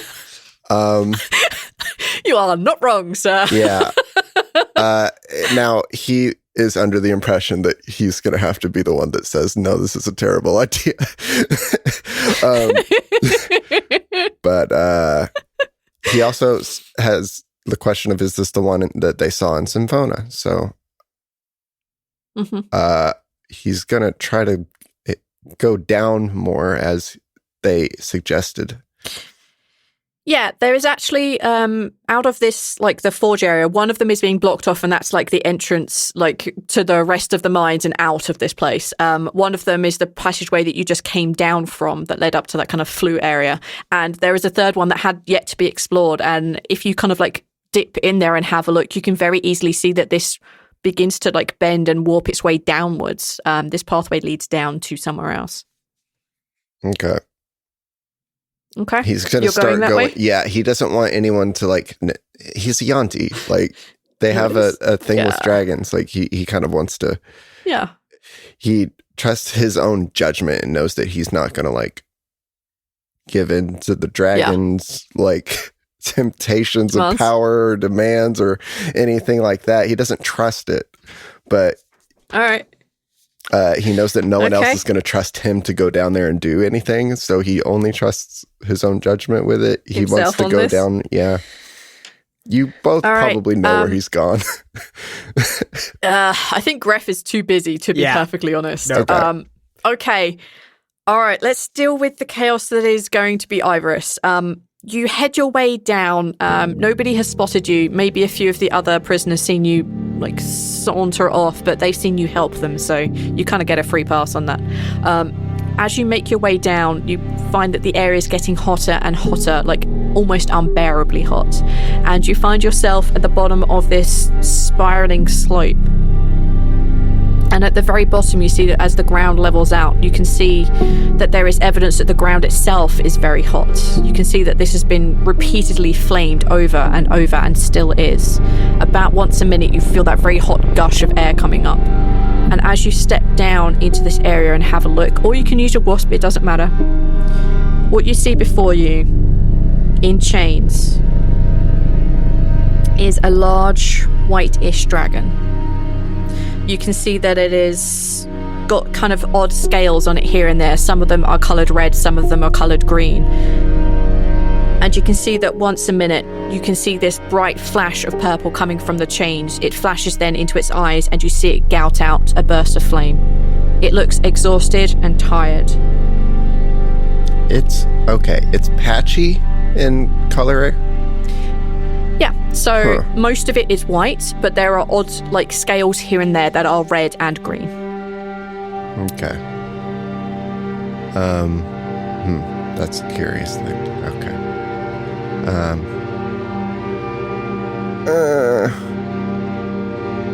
Ivoris peeks his head in,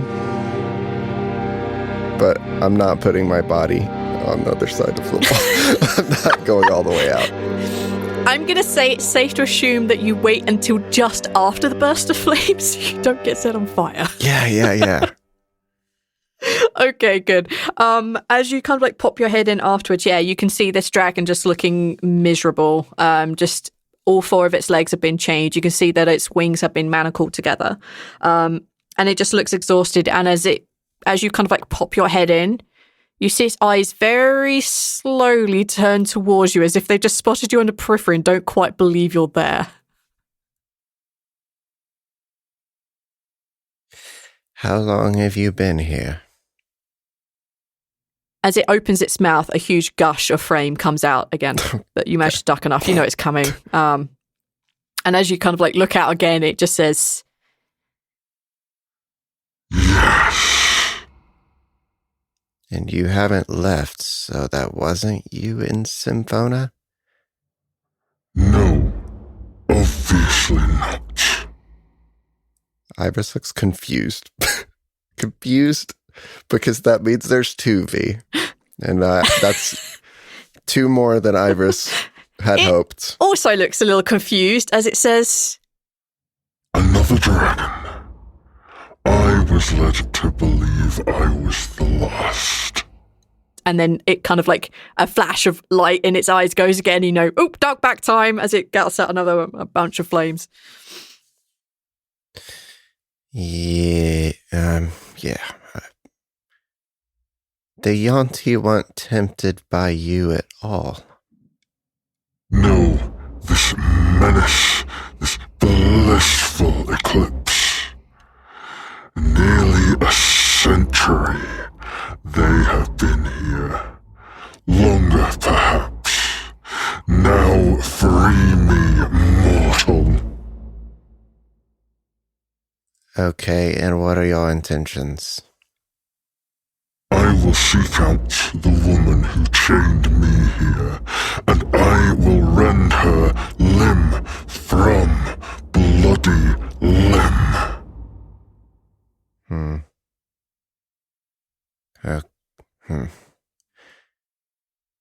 Okay. I think we might be able to make a deal. This is a large risk on our part. Risk. A risk as opposed to having them continue to force me to make their armor and their weapons. I worry that if we let you out... Okay, you're in kind of the best position for me to be brutally honest with you. I don't know if you're going to get out and do a lot of bad stuff, and that would kind of be our fault. And I'm not quite sure we can do anything about that once we let you go. We probably, you'll just be gone and doing all the bad stuff, and that'll be kind of on us. So we kind of have to make this big moral judgment call here, and I'm just kind of trying to feel out I feel out that you're angry. That's great. We're angry at the same person, I think, which kind of works for both of us. We're on the same side. I do not want this world to end any more than you, mortal. There is nothing this blissful eclipse can offer me that I do not have. Yeah, I see. That's the fair point that's going to... I don't feel comfortable making the call. Okay? Yes. I do not have the patience to hear you agonize over your conscience. And you definitely detect that flame might have been aimed at you. Yeah, Ivoris wasn't going to make this call on his own anyways. The dragon doesn't want to hear any more of your shit, man. Because that's a horrible idea for Ivoris to do. So that is a very Ral move to free the dragon. Free me. Okay. It's okay to the dragon. Okay. I'm going to start licking the chains. You're not going to fuck me over, are you? Lick the chain. Okay. But Ivoris will back down at least from the idea of this being something that turns around to bite them in the ass so hard. Oh, no, it would just bite your ass. All of us. He's got a big mouth, can chop all of them. Okay. Hello, this is Tawree, voiced by Cassie. Thanks so much for listening to this episode. I'm so happy I finally have my kids back. Thank Ottrup they're okay. But, they could really use some new clothes. I haven't been in the village in 20 days. I haven't earned any money to get them new clothes. If you want to help get new clothes for my kids, you could head on over to Patreon and support us there. It would really mean a lot to us, and maybe I could even afford some of the very colorfully dyed fabric that they sell in the cities. They're so beautiful. Have you seen them? I really hope my kids will be able to wear some of those one day. There's perks for you in there as well. If you become a Patreon supporter, you can listen to these Kino episodes much earlier than they are released on the main feed. Your donation also helps us buy new equipment. And, by Ottrup, after that battle with that big guy, we could really use it. Oh, and, of course, that dragon. Did you hear that voice of the dragon? So scary. We want to say special thanks to Ivor for lending their voice to that dragon, but still very scary. Anyway, I have to tend to my kids now. See you next episode. Bye!